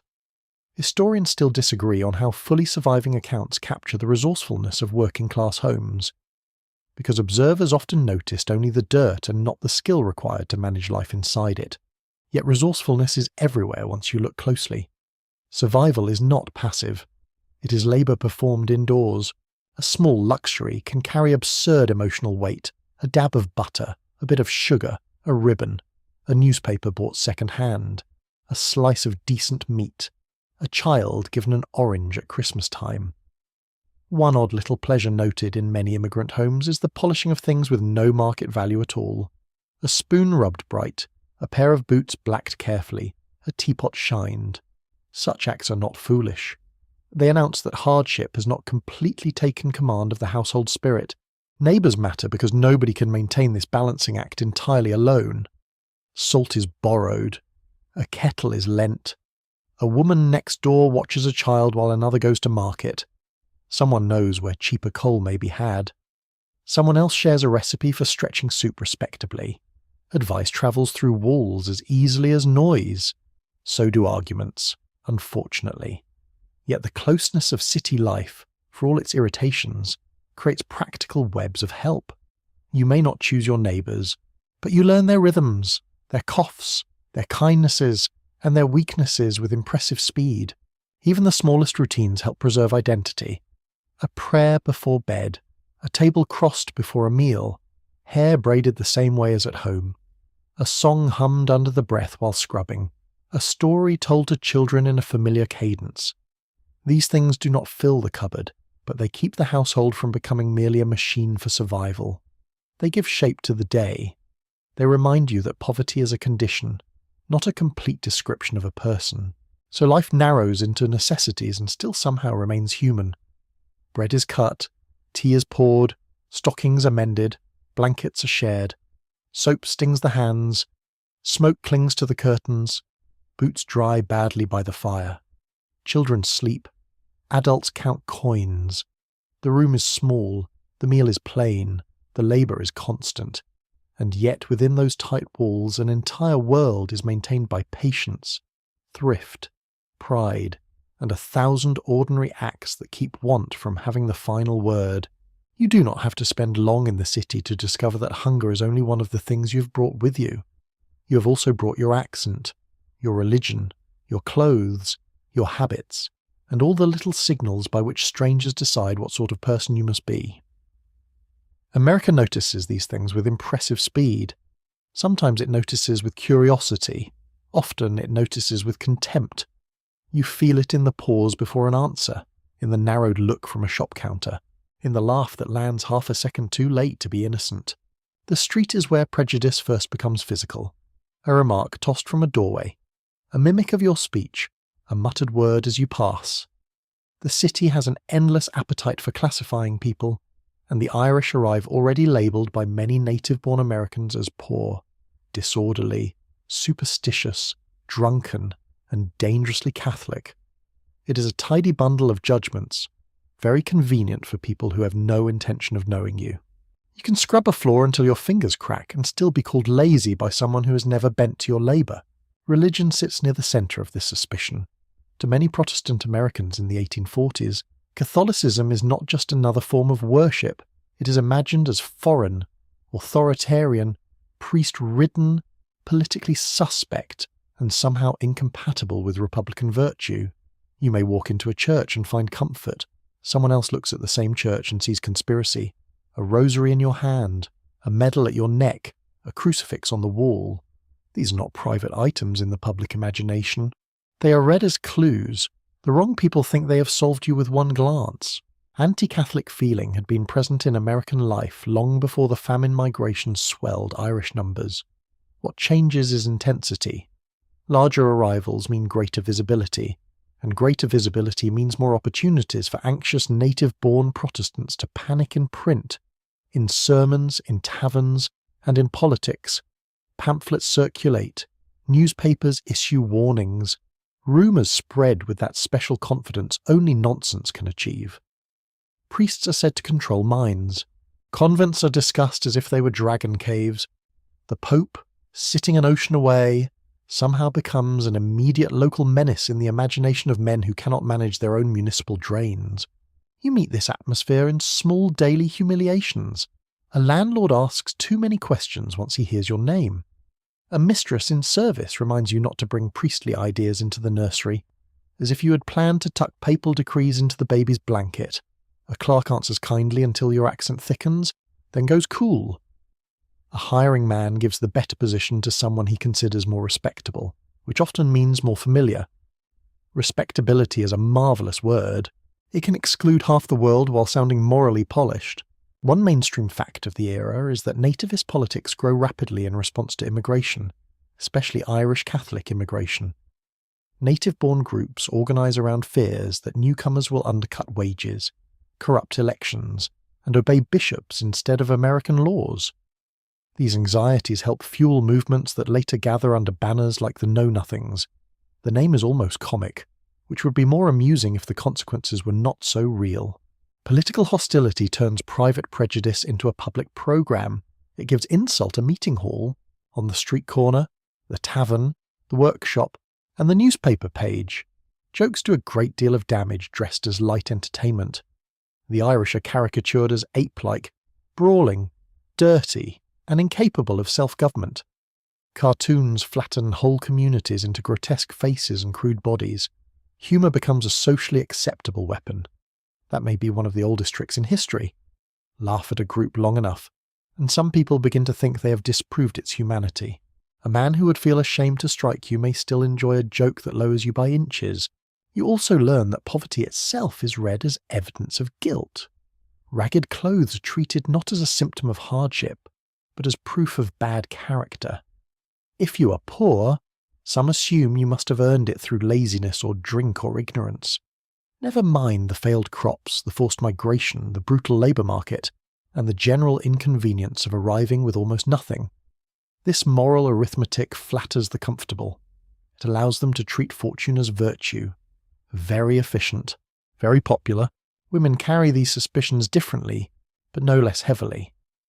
An Irish domestic servant may be viewed as hard-working and indispensable one moment, then mocked for her speech, her temper, or her piety the next. Employers want obedience seasoned with gratitude and become annoyed when the actual servant turns out to possess opinions, pride, and a fully formed personality. Young Irish women also face assumptions about morality. Some are unfairly seen as coarse or too familiar, others as ignorant girls needing constant correction. It is exhausting to be judged before breakfast. Children absorb prejudice quickly because children are excellent students of social cruelty. In the streets and schoolrooms, Irish boys and girls may be taunted for speech, dress, poverty, or religion. A lunch of plain bread becomes an object of comment. A prayer learned at home becomes a point of ridicule. Yet children also fight back with the swift ferocity available to the young. They mock in return, form alliances, defend siblings, and learn the geography of safe and unsafe corners with remarkable speed. Their resilience is admirable. The need for it is not. Schools become one of the sharpest points of tension because education in the United States often carries Protestant assumptions, built so deeply into routines that many Americans barely notice them. Bible reading, prayers, and moral instruction may reflect Protestant norms, leaving Catholic families suspicious and defensive. That suspicion is not paranoia. It comes from lived experience. Parents who crossed an ocean do not love the idea of their children being quietly taught that their faith is backward. Historians still dispute how much day-to-day school conflict varied by city, neighbourhood, and teacher, but the broader strain is clear. Education is never only about letters. It is about belonging. There are also moments when prejudice slips into violence. Street fights, election day brawls, anti-Catholic riots, attacks on churches or convents, gangs testing their strength against vulnerable newcomers.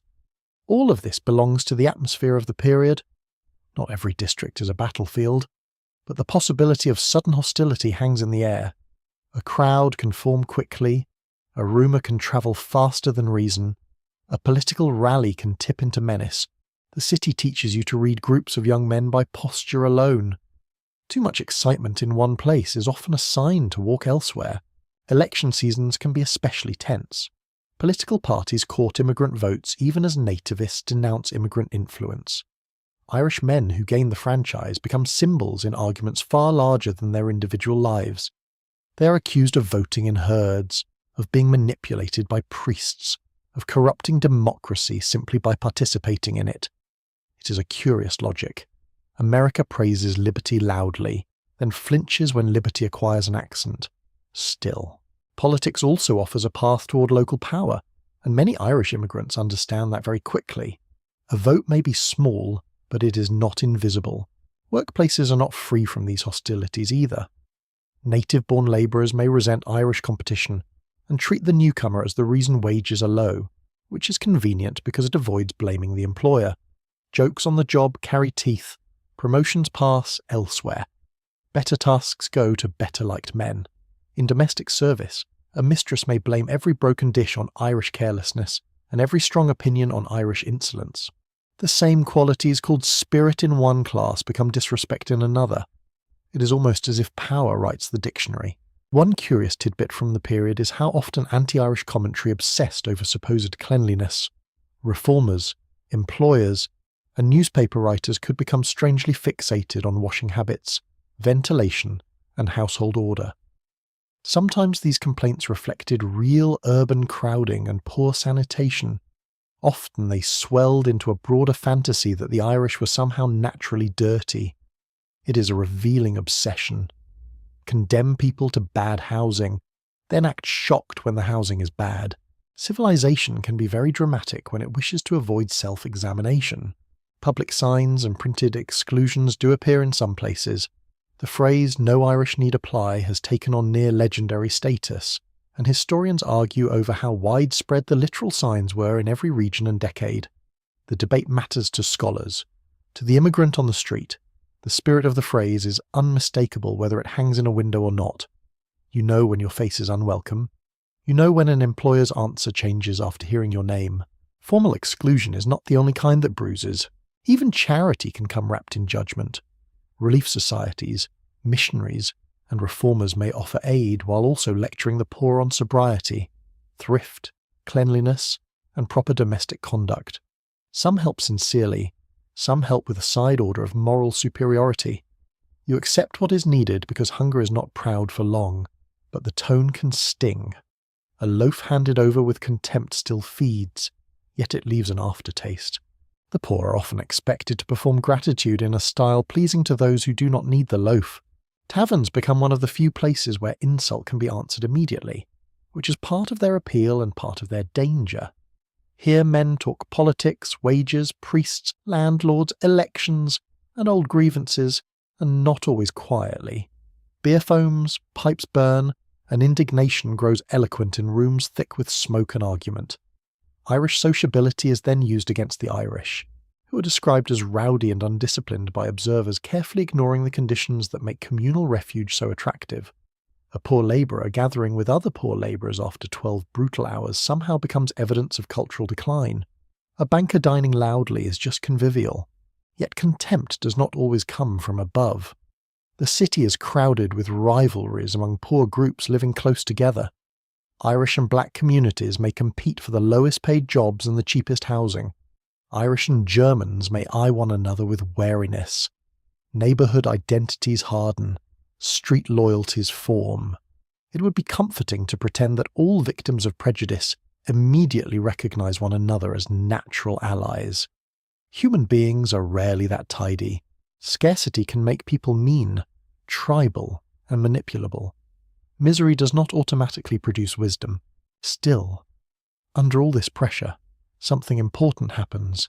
You learn how to carry yourself in public, which insults to ignore, which to answer, which streets to avoid at night, which shopkeeper can be trusted, which foreman is merely rude, and which is dangerous. Survival in a hostile environment becomes a kind of urban education. Your back straightens, your eyes sharpen. You stop apologizing with your posture.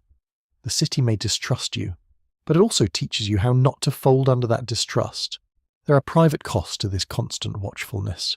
You grow tired in ways sleep does not fully cure. A careless comment can follow you home and sit beside your supper. A child coming back from school with an insult half understood can sour a whole evening. A woman in service may swallow 100 slights because wages are needed. A labourer may laugh along with a joke aimed at his own people because the foreman is standing there. These small humiliations accumulate, not dramatically, quietly, like soot. And yet pride persists. You continue walking to work. You continue filling the church pew. You continue sending children out brushed and buttoned as well as circumstances allow. You continue speaking in your own tones among your own people. You keep the medal, the prayer, the holiday, the recipe, the stubborn little habits that others find foreign. Suspicion presses in, but it does not fully define you. The city's gaze is powerful, not all-powerful. That is what the streets of suspicion really feel like. Not a single grand persecution, but 1,000 frictions, a glance, a laugh, a slur, a lost job, a nervous schoolroom, a political slogan, a sermon, a caricature in print, a landlord's hesitation, an employer's tone. You move through all of it with your accent intact, your faith visible, your labour undeniable, and your dignity under constant negotiation. America asks what kind of person you are before it asks your name. You answer by continuing to live in it anyway, in a city that can make you feel anonymous by noon and unwelcome by supper. Familiar voices begin to matter with almost medicinal force. You hear them first in passing, a county accent on the street, a greeting shaped the way it would be at home, a laugh that belongs to the same weather and the same old forms of politeness. Then you find the places where those voices gather on purpose, a parish hall, a chapel yard, a tenement kitchen, a corner shop with a proprietor who asks where your people are from before asking what you need. Suddenly the city seems less like a machine and more like a place where human beings might still recognize one another. The church is often the strongest centre of that recognition. You step through its doors and the air changes at once. Outside, wheels rattle, vendors shout, and smoke drifts between buildings. Inside, wax and old wood soften the nose. Footsteps hush themselves on the floor. A few coughs echo lightly. The candle glow steadies the eye. However crowded the neighbourhood may be, the church offers a kind of order. It is not luxury. The pews may be plain. The walls may be damp. The priest may be overworked and perpetually surrounded by requests. Yet the place holds something the street does not. It understands you before you explain yourself. For Irish immigrants, Catholic parishes are not merely sites of devotion. They are information networks, relief centres, employment exchanges, marriage markets, political nurseries, and emotional shelters all at once. A newcomer can find out where rooms might be had, which family needs a servant, who is seeking labourers, who has fallen ill, who needs help burying a child, who can write a letter, and which neighbourhood is best avoided after dark. Religion and practical life are woven tightly together. No tidy modern separation appears at the church door. The soul enters, and so do the day's problems. Mass itself has a grounding effect. The rhythm of prayer, the familiar responses, the sight of other Irish faces bowed in the same gestures, all of it steadies the mind. You kneel on hard wood, smell candle wax and damp wool, feel the pressure of the pew edge under your hands, and hear the priest's voice rise and fall in tones more familiar than any politician's promises. Some worshippers know every word by heart. Others are too tired to follow every line but find comfort in the cadence alone. Even silence helps. In a crowded immigrant life, silence shared with others can feel like wealth. Priests occupy a complicated place in this world. Some are deeply respected, some feared a little. Some grumbled about with affection, and some plainly overburdened by the sheer mass of need around them. They say Mass, hear confessions, visit the sick, settle disputes, write references, plead for charity, reprimand drunk husbands, encourage young women in service, and sometimes meddle in politics with impressive confidence. An energetic priest can become a pillar of an immigrant district. He can also become a magnet for Protestant suspicion, which to him may simply confirm that he is doing something important. One mainstream fact of Irish immigrant life in America is that the Catholic Church expands dramatically in response to the famine-era migration. New parishes, schools, charities, and institutions arise because the numbers demand them. Bishops and priests know that if Irish immigrants are to remain within the church and not be scattered by poverty, anti-Catholic hostility, and sheer urban chaos, they need visible structures. So churches go up, sometimes plain, sometimes ambitious, often built by men and women whose own homes remain crowded and shabby. There is a certain poetry in that. People who sleep in cramped rooms help raise steeples. Mutual aid grows alongside religion. Formal benevolent societies and informal neighbourly support keep many people from falling entirely through the cracks. A widow may receive a collection. A sick labourer may have rent raised among friends. A girl newly arrived from Ireland may be directed toward a respectable household in need of domestic help. A family struck by fever may find broth, childcare, or the loan of bedding. Such help is not always abundant, and it never solves poverty as a whole, but it softens the sharpest edges. In districts where official support is unreliable or judgmental, community aid feels especially precious. The kitchens of poor immigrant neighbourhoods become their own little republics. Tea is poured, bread is cut, advice circulates with astonishing efficiency. You sit on a hard chair or a crate turned into a stool, feel the heat from the stove on one side of your face, and listen as women exchange news of jobs, landlords, midwives, marriages, and priests. Men drop in after work with caps in hand and boots muddy from the street. Children sleep against shawled shoulders or under the table with the skill of creatures raised among grown-up conversation. The room smells of tea leaves, soup, soap, smoke, and wet clothes drying. It is crowded. Yes, it is also alive. Music helps carry what conversation cannot. A fiddle appears, or a flute, or a human voice willing to do the work of both. Songs from home take on new meanings in the city. Some are comic, some mournful, some full of longing, some sharp with politics, some just lively enough to make tired feet remember themselves. You may hear a tune in a tenement room, at a parish gathering, in a tavern back room, or drifting from an upstairs window on a humid evening. Music turns exile into something shareable. It says that memory has a melody and refuses eviction. Dancing survives too, though space is often laughably unsuited to it. A floor cleared by pushing chairs aside can become a ballroom in the imagination, and perhaps that is enough. Someone claps the rhythm, skirts lift slightly above muddy hems, boots strike boards with real conviction. For a few minutes the room is transformed, the wallpaper still peels, the rent is still due, the soup is still thin. None of that prevents a jig. One quirky detail from immigrant neighbourhoods is the fierce seriousness with which people defended proper steps even in impossible conditions. A cramped room has never stopped anyone from correcting another person's dancing. Storytelling also thrives because memory travels best by voice, around tables, in lodging houses, after mass, or during long evenings of sewing and mending. People retell news from Ireland, family legends, voyage tales, landlord outrages, miraculous escapes, comic mishaps, and stories of American foolishness observed with fresh immigrant eyes. The city itself becomes material very quickly. Its manners, its boasts, its prices, its weather, its strange food, its impossible self-confidence. Laughter matters here. It is not just entertainment, it is defence. If you can laugh at the city, it has not fully conquered you. County identity remains strong. You meet people not simply as Irish but as Cork, Kerry, Mayo, Galway, Clare, Tyrone, Donegal. These distinctions matter in accents, loyalties, memories, and small disputes that can feel ancient even when both parties arrived only recently. A woman from Limerick may prefer lodgings run by people from nearby. A labour gang may form through county connections. A marriage prospect may be discussed in terms of family, place, and parish as much as character. Emigration does not instantly melt local identity into one broad nationality. It packs those local identities tightly together and lets them argue in a new country.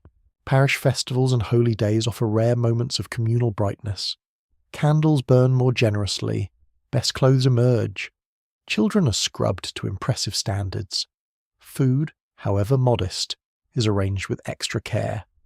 You hear greetings at the church door, laughter in the yard, women discussing hats and weather with equal authority, men comparing work and politics in the same breath. The bells sound fuller on such days, or perhaps people simply hear them more gladly. In a hard life, celebration is not frivolous, it is maintenance for the spirit. Irish language, where it survives among immigrants, becomes both comfort and marker. Some newcomers speak it most naturally, others know only fragments.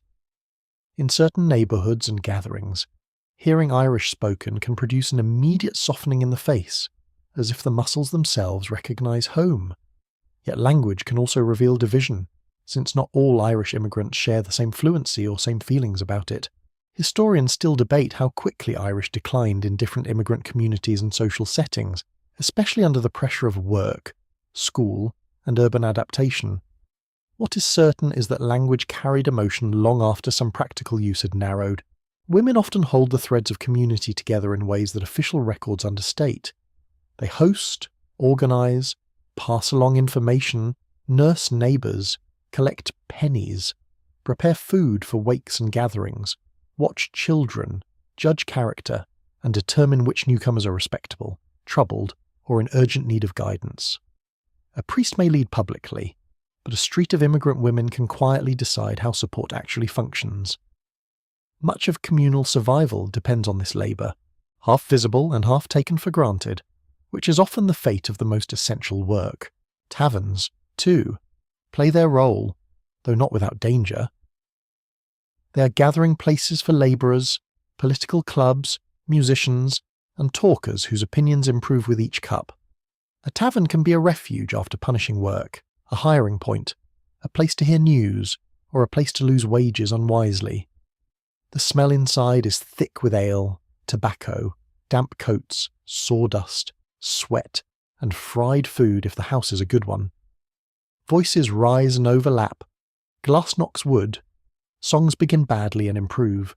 Men argue about elections, priests, bosses, American arrogance, and whether anyone has ever actually met a truthful landlord. Community is not always sober, but it is still community. Death and mourning also draw people together with deep seriousness. Illness moves quickly in crowded districts, and funerals come too often. Yet wakes and burial customs give structure to grief.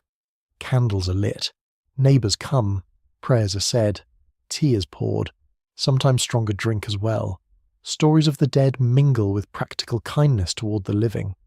Their poor family may have little to spare, but people still make the effort to accompany one another through loss. There is comfort in ritual, even when sorrow has grown familiar.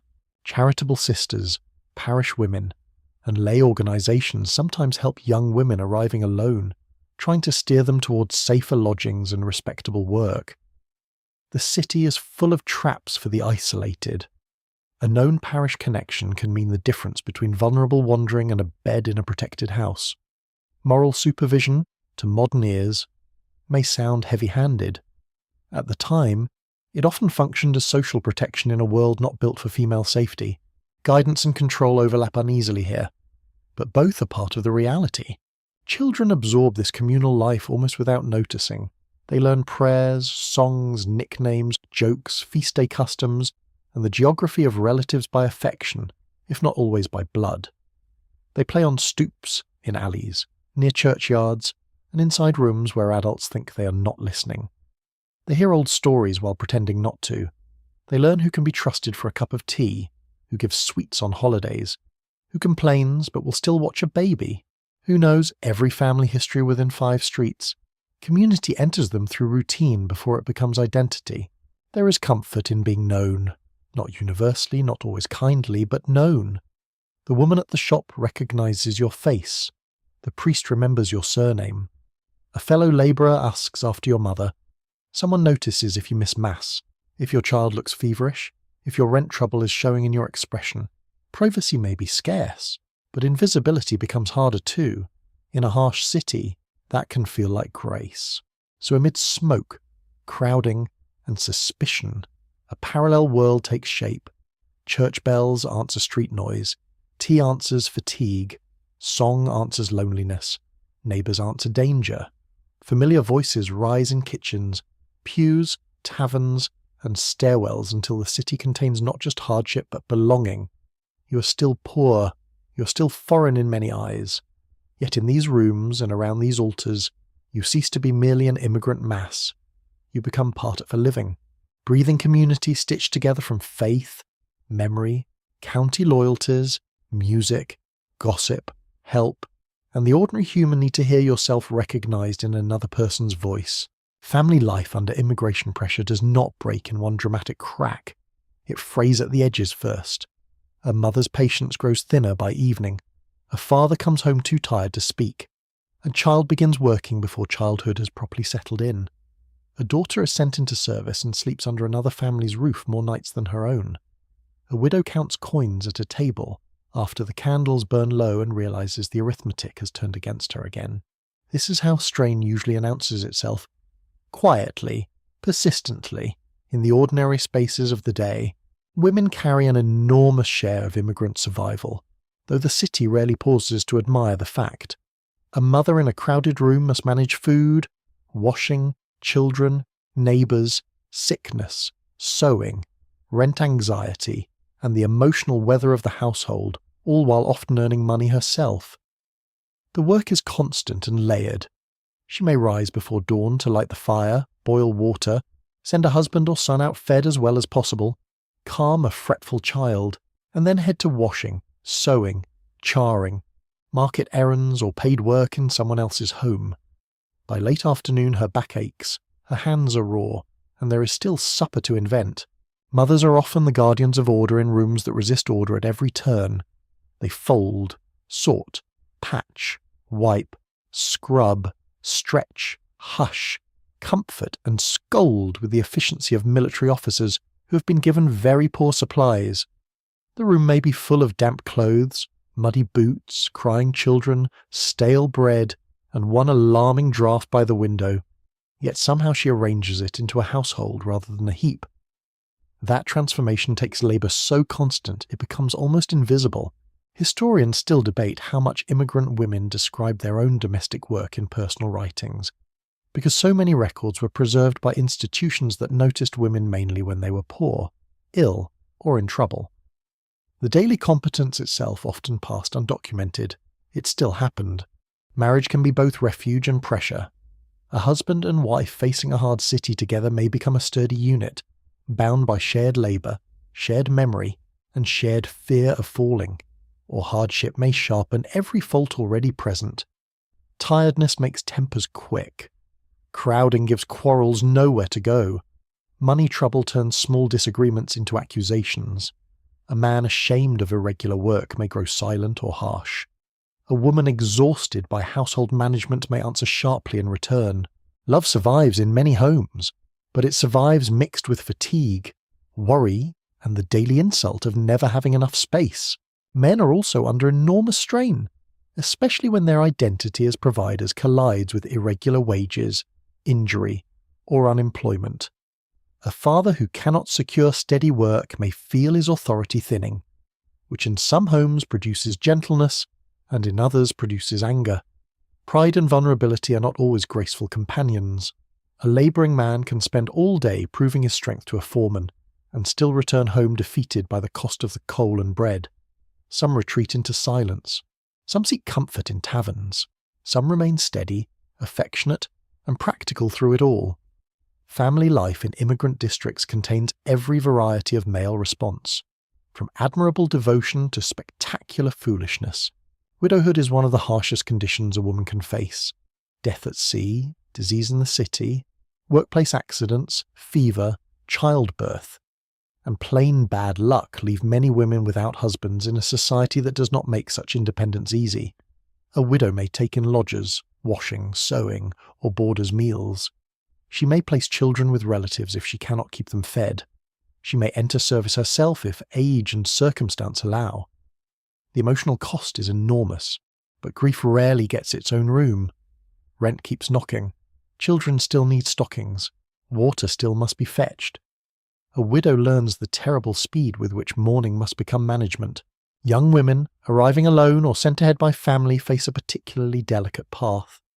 Domestic service offers wages and some protection, but it also removes them from kin networks and places them under the eye of employers who may be kind, foolish, controlling, predatory, or any mixture of the four. A girl in service must learn not only her tasks but also the moral map of the household. Which son to avoid, which mistress can be trusted with a request, how to refuse impropriety without losing a place, how to preserve a reputation, because reputation is one of the few assets poor women possess in a city eager to judge them. Respectability becomes almost a family project. Mothers monitor daughters' clothing, companions, church attendance, and evening movements because a girl's reputation can affect marriage prospects, employment, and the household's standing in the neighbourhood. That concern can feel protective or suffocating depending on the day. A daughter may long for wages, freedom, new dresses, and a little amusement. A mother sees danger in every invitation. Both may be right. The city offers excitement, but it also punishes female missteps with disproportionate enthusiasm. Men can be foolish and be called lively. Women are granted less generous vocabulary. Children contribute economically much earlier than sentiment would prefer. Boys shine shoes, run errands, hawk newspapers, carry bundles, and pick up odd jobs that turn quick feet into pennies. Girls sew, mind younger siblings, help with laundry, clean, and sometimes take in piecework so fine and repetitive it leaves the eyes aching. Childhood does not vanish, but it narrows. Play fits itself into corners between tasks. A ball appears in the alley. A skipping rope turns up in the yard. A story is told at bedtime, yet duty arrives early and stays late. A child learns the sound of money in an adult voice long before adulthood arrives. Schooling exists in tension with work. Parents may want children educated, especially if literacy promises a better future than ditch digging or endless scrubbing. At the same time, school shoes cost money, books cost money, and hours spent in class are hours not earning. A family can admire learning and still need a son to sell papers. A girl can practice letters by candlelight after a day spent carrying babies and rinsing clothes. Some children attend irregularly, vanishing from the classroom during bad seasons or family crises. Education competes with survival, and survival is a relentless competitor. The emotional burden on children is not always noticed by adults too busy carrying their own. A boy may try to behave older because his father is ill. A girl may become half mother to smaller siblings while still missing the softness of being mothered herself. Some children respond with obedience, some with mischief, some with toughness that looks older than their years. The city can make a child sharp very quickly. That sharpness is useful, but it costs something. You see it in the watchful glance, the quick lie to avoid shame, the protective boast, the way a child grows embarrassed by hunger before fully understanding why. One curious detail from immigrant family accounts is how often older siblings become experts in urban navigation. An 11-year-old may know which streets are safe, which market woman will give a bruised apple cheaply, which pump is least crowded, and which landlord is best approached when sober. The city trains children into competence at an alarming pace. Adults rely on it because they must. A child sent on errands is another pair of hands in a household that cannot afford helplessness. Illness puts particular stress on family roles. When fever enters a room, every plan collapses around it. Work is missed. Wages vanish. Mothers sit through the night with wet cloths and whispered prayers. Older children are pressed into service. A father may pace helplessly because medicine costs money and doctors may be distant, distrusted, or inadequate. The smell of sickness changes the room. Vinegar, sweat, stale bedding, broth, candle wax, damp air. Time slows and sharpens at once. In crowded quarters, care happens in public. Suffering has no private chamber. Child mortality shadows immigrant life with brutal familiarity. Many children do not survive infancy or early childhood, especially in overcrowded urban districts where sanitation is poor and disease common. Families grieve again and again, often with a composure born not of lesser love, but of repeated necessity. To lose a child and continue washing clothes the next morning seems almost impossible until you realize impossible things happen every day in poor neighborhoods. A tiny coffin, a borrowed shawl, neighbors arriving quietly, the mother sitting very still, the father looking suddenly older. Such scenes occur often enough to leave an imprint on the entire community. Birth itself is risky and communal. Women rely on midwives, experienced neighbours, female relatives, and parish support more often than on polished medical authority. Childbirth in a cramped tenement room, with water heating on the stove and children hushed into a corner, is a far cry from modern visions of privacy and calm. Yet within those conditions there is also skill, ritual, and female solidarity. Towels are folded, directions are given, prayers are said, a hand is held, New life enters a room already crowded with need, and somehow everyone shifts to make space. Marriage choices are also shaped by immigration pressure.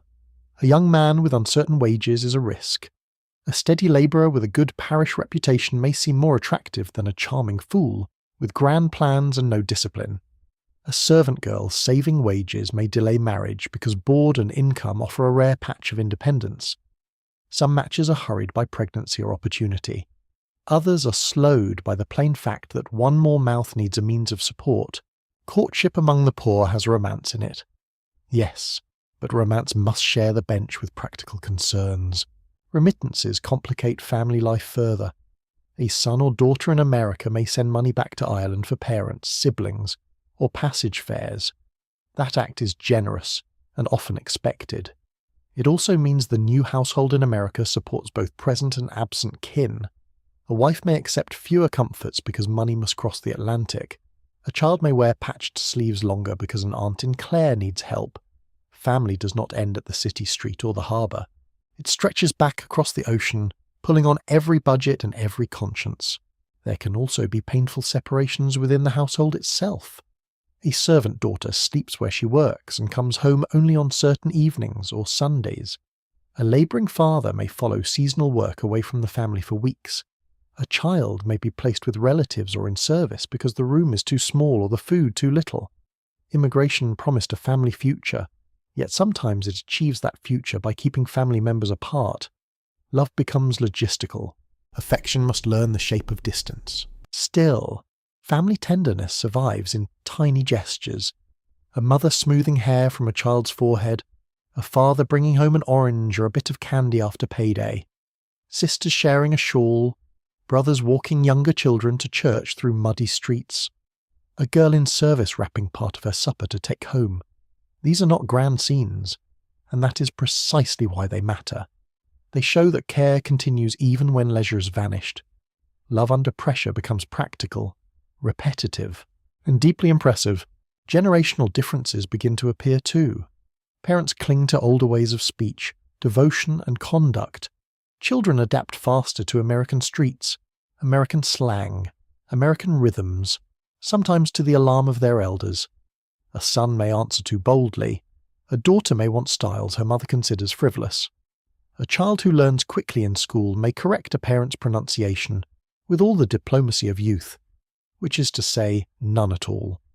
These tensions are normal, but in immigrant families they carry an extra charge because adaptation feels tied to survival. To change too slowly is dangerous. To change too quickly feels like loss. So the immigrant family becomes a place of both strain and stubborn continuity. Women hold households together with labour that begins before dawn and ends after dark. Men wrestle with wages, pride, and the burden of provision. Children grow fast, work early, and learn to read the city almost as soon as they can read a page. Widows improvise. Daughters negotiate respectability.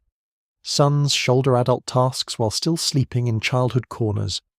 The room is crowded, the money short, the future uncertain. And yet family life persists in all its exhausted, loving, irritable, disciplined complexity. Under immigrant pressure, the household bends constantly. What is remarkable is how often it does not entirely break. At some point, without asking your permission, the city stops feeling like a place you merely endure and begins to feel like a place that has memorized your footsteps. The change is not dramatic. No banner appears over the street. No official declares that you now belong. It happens in smaller ways. You know which shop opens earliest. You know which corner floods in hard rain. You know the church bell by its tone alone. You know how long it takes to walk from lodging to work when your boots are good, and how much longer when they are not.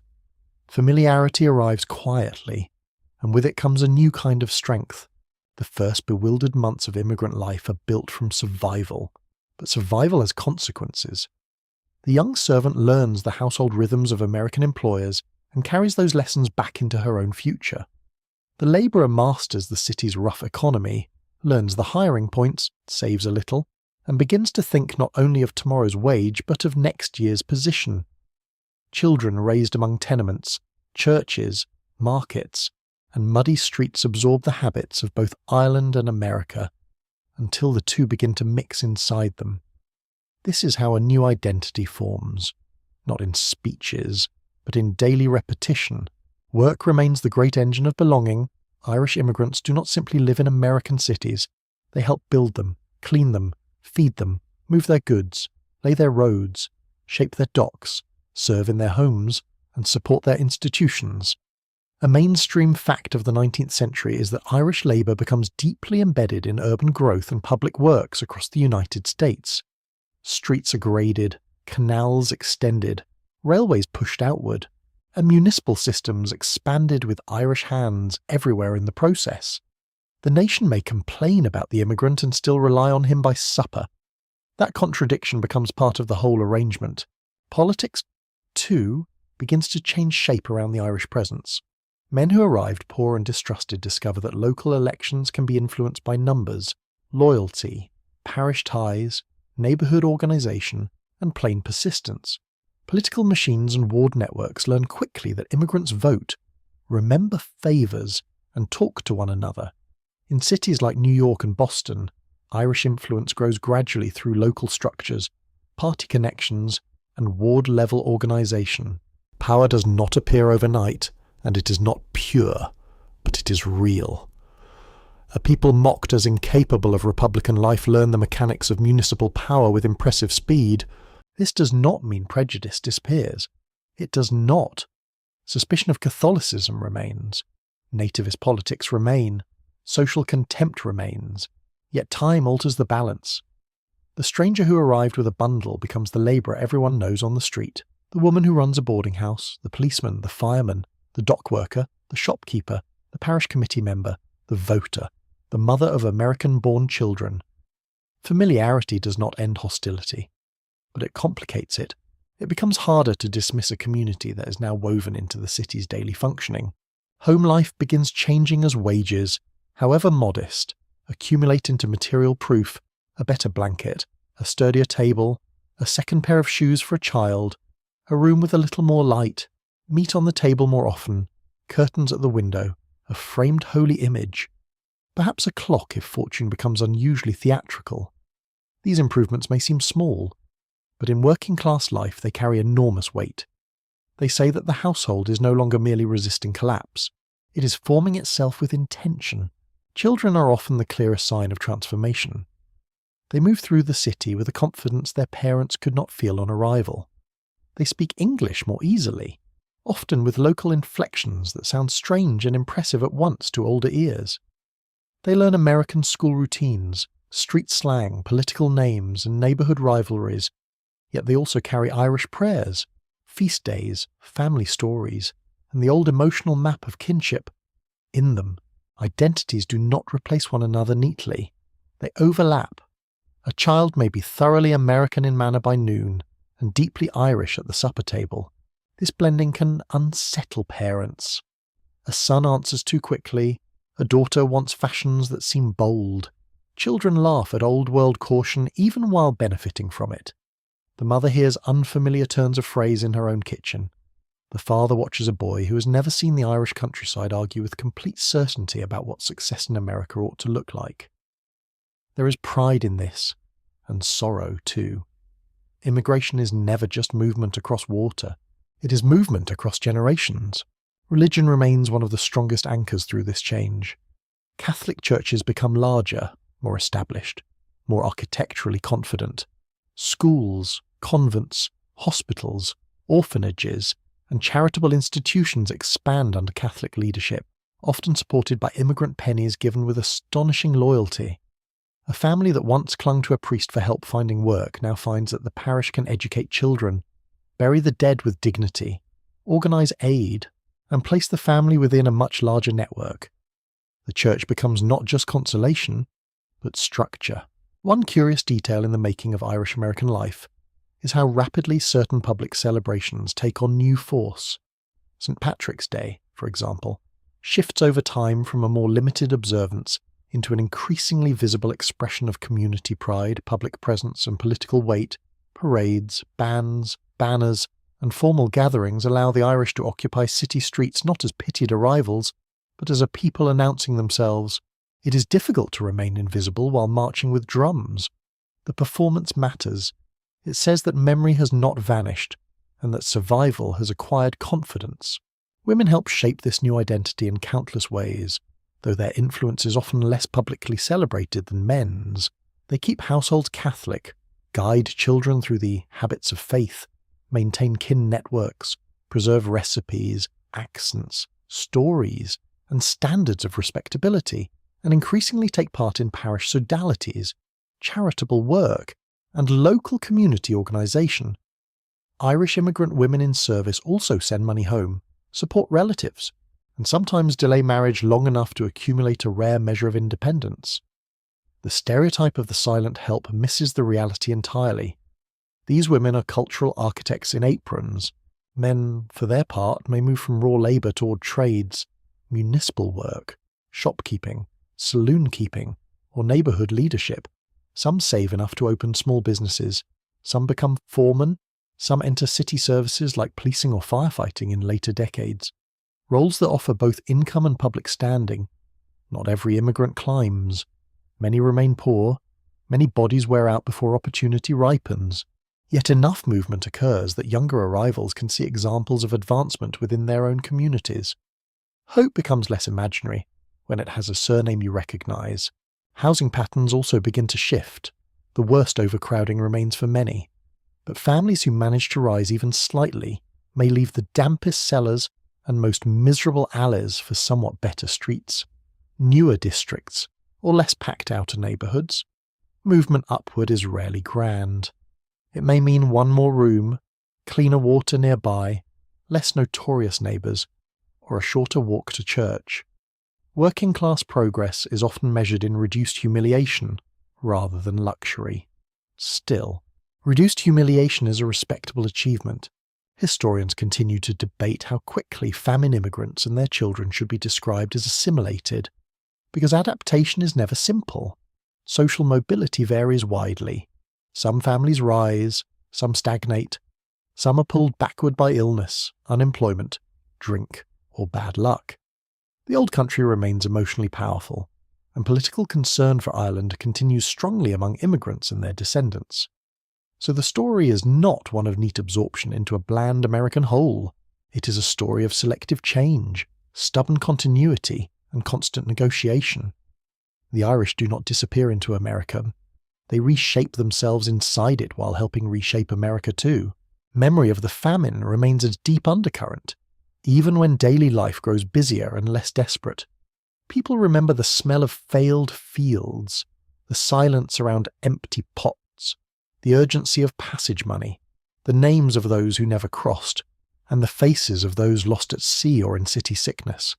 Such memories do not need to be recited every day to remain active. They live in caution about waste, in fierce attachment to food security, in suspicion of authority, in loyalty to kin, and in the moral seriousness with which many immigrants view hunger. Prosperity, where it comes, is never entirely innocent. It is haunted by what preceded it. There is also a long emotional shift in how America itself is imagined. At first it is the place that receives you, then it becomes the place where you work. Later, it becomes the place where your children speak, pray, fight, learn, marry, and are buried. That change is profound. A grave in American soil does something to the imagination of belonging. So does an American birth in the family Bible.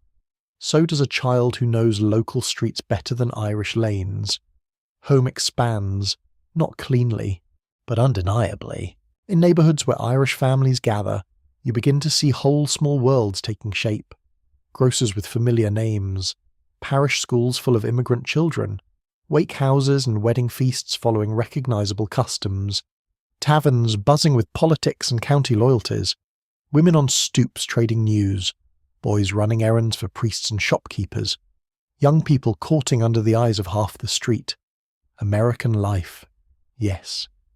Irish life, yes. The two are tangled now. It would be hard to separate them without damaging both. By now, the city also bears Irish marks in sound and rhythm. Bells from Catholic churches ring over streets once imagined as purely Protestant. Irish surnames appear on shop signs, work crews, boarding houses, and ballots. Music drifts from windows on warm evenings. Public arguments carry Irish cadences. Entire districts breathe with habits brought across the Atlantic and adjusted to local conditions. The immigrant has ceased to be a passing figure and become part of the urban fabric itself. What is perhaps most striking is that this transformation happens without softness. The process remains hard, often unfair, often precarious. Bodies wear down, children still die, rent still bites, prejudice still humiliates. Yet through all of that, a durable community forms. It forms because people marry, baptize, bury, vote, work, lend, quarrel, save, cook, worship, and persist. Identity is built from repeated acts under pressure. That is why it becomes so strong. You can stand now in imagination on an American street where Irish immigrants and their children move through the crowd not as a single tragic wave, but as people with roots already gripping the ground.